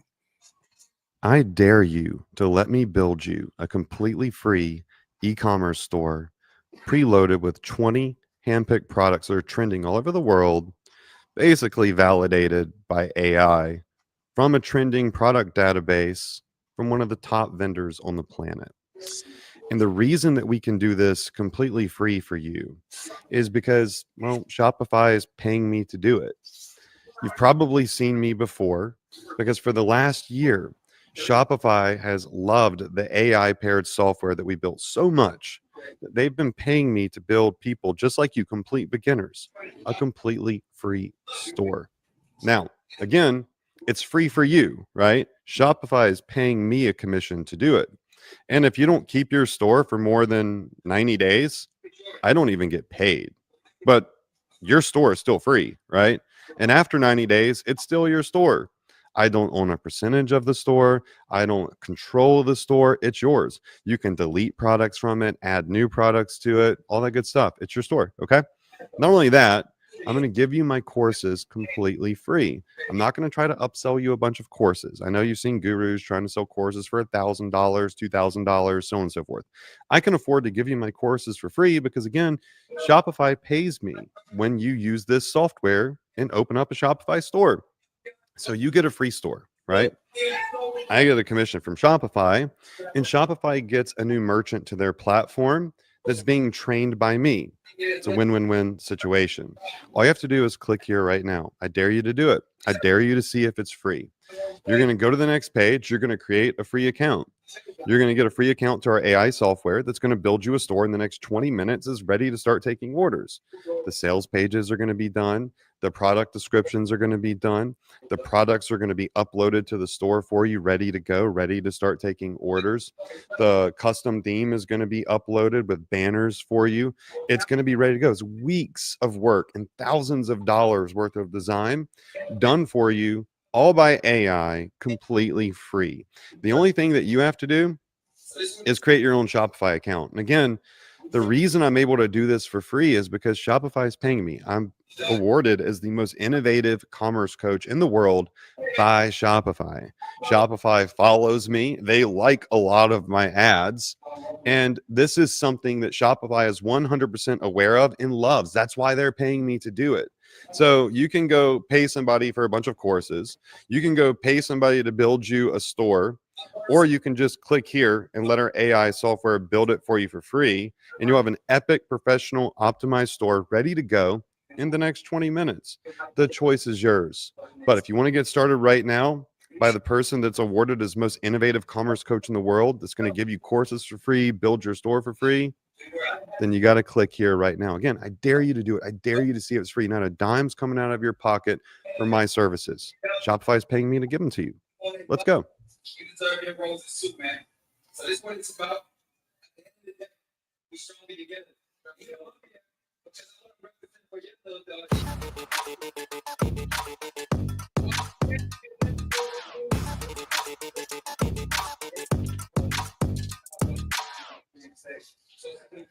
That would include September 7th. So we don't know if, remember, he was released on house arrest. Now with house arrest, sometimes you could petition like, yo, I got to do some work. Okay, cool. You could go to here. It's possible he was on house arrest at this time, which means if he was on house arrest, he would have had permission to go to these places, right? He would have to tell someone, I'm going to Radio City Music Hall for this show. Then I'm going over here for, you know? Shrewd move. Jay-Z pled guilty to stabbing Lance Riviera in the club under a lesser charge. Okay. Charge of third-degree assault. Lance was looking to have answered on this incident in a All right. Okay. So now we know he was there. Now we know he was possibly on house arrest. That could change a lot. That could help Jay-Z, if you ask me, right? That could help him. If he was on house arrest at the time, and let's say he had security with him or whatever that showed, yo, we went to the Lotus Club, right? But that's not what this woman is describing. She's describing a mansion party. Now, I don't know if anybody could do any research to see if Jay-Z had a particular party, or if Diddy had any particular party that was different, that was an after party for this, or maybe have Diddy at some house that matches U-shaped driveway, big white house. Okay. All right. Anyway, there's every indication this lawsuit is not truly about the plaintiff, but about attorney Busby's larger unsavory agenda. Despite the plaintiff's request to proceed anonymous, plaintiff's counsel is doing everything to draw widespread attention to her. The same day the amended complaint was filed, naming Mr. Carter, attorney Busby, posted on Instagram and Twitter, prominently featuring himself addressing the amended complaint and making clear it's not about his client, but it's a personal spat with Mr. Carter. Now, they actually feature two tweets here, and let's pull up the tweets now. So, Tony Busby, he actually tweeted out this. Regarding the Jay-Z case and his efforts to silence my clients, Mr. Carter previously denied being the one who sued me and my firm. He filed his frivolous case under a pseudonym. What he fails to say in his recent statement is my firm sent his lawyer a demand letter on behalf of an alleged victim, and that victim never demanded a penny from him. Instead, she only sought a confidential mediation since I sent the letter on her behalf. By the way, I also want to put into the ecosphere, because I like to be very factually correct. Me and many other people called out Tony Busby to say, well, yeah, you didn't ask for a penny, but usually a confidential shit for 20 years. Mediation, the result is a mediated dollar amount. It's still about money. I have been told that there has been confidential mediation where the result ends up being, hey, you're going to issue a public apology, or you're going to sign a document that you're going to stop doing A, B, C, D, or E. It doesn't always have to result in monetary compensation, even though when it comes to this case, I don't think you would be suing a billionaire just for them to say, okay, cool, I'm sorry I fucked you and you were 13. No, you want money, right? So I'm still sticking to my point, but it was pointed out to me by a few attorneys who watched me, hey, it is possible that a confidential mediation could occur, and when that confidential mediation occurs, there isn't a monetary outlook. They did tell me, like, when it comes to the court, court primary way of sanctioning someone in a civil suit is by monetary damages, but a confidential mediation could just include an apology. It could be a public apology. It could be refrain from doing this. It could be something that could be, it's malleable, if you get what I'm saying. But I'm still sticking to it. You wanted money. Come on. You're not getting represented pro bono by, or not pro bono, but like, you're not getting represented by an attorney who's going to be getting this. I think it's called pro se. Let me see. Give me a second. Pro bono. I got to use the right words. I don't like using. Pro bono versus pro se or something like that, or pro rata. I think it might be pro rata. Here we go. Yeah. Okay, yeah. So it's not pro bono. It's actually pro. I don't know if I'm saying it right. Pro rata, because the term pro rata is denoted to mean a proportional distribution in allocation. In a legal sense, pro rata might refer to a share to be received and amount to be paid, or liability based on a fractional share of ownership, right? So it's kind of like, let me see. I'm trying to figure this out. Yeah, so there's a different term if like you won't bust it down with your lawyer, right? Like pro bono means that your lawyer actually doesn't get nothing, right? So, because we're all assuming that Tony Busby isn't doing this for the goodness of his heart, and we think if money does come down, he's gonna bust it down with the client. It's actually not pro bono, because pro bono means it's voluntary and no payment. But we don't think none of these attorneys are doing it. And if you get $50 billion, they're not going to get none of it, right? So that's not the accurate term. Some people actually say it's either pro rata or pro se, which let me see if I can get the pro se. Let me see. Difference. Okay, so pro per is an abbreviation for the Latin phrase propria persona, meaning in their own person. It refers to a situation where a litigant represents himself. That's not it. What about pro? No, this is not pro se then. No. Okay, that's some different shit. I think it's pro rata. Yeah. You're gonna get a percentage. Basically, you would sign an agreement with the lawyer saying, and from what I heard, the standard rate, which Tony Busby probably is getting a little bit more than that, the standard rate is 33%. So for people who are expecting to sue a celebrity, if you find a lawyer who will do it at a percentage agreement, saying you don't have to pay nothing if they don't win nothing, but if you get money, you have to give them a cut. The usual cut is about 33%. This guy's a big wig, high baller, big roller, or big baller and high roller.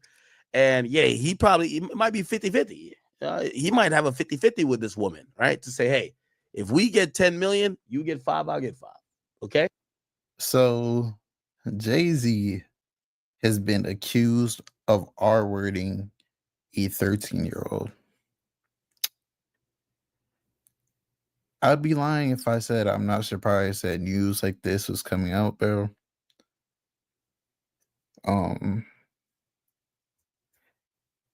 From listening to what X said, I agree this is a money grab.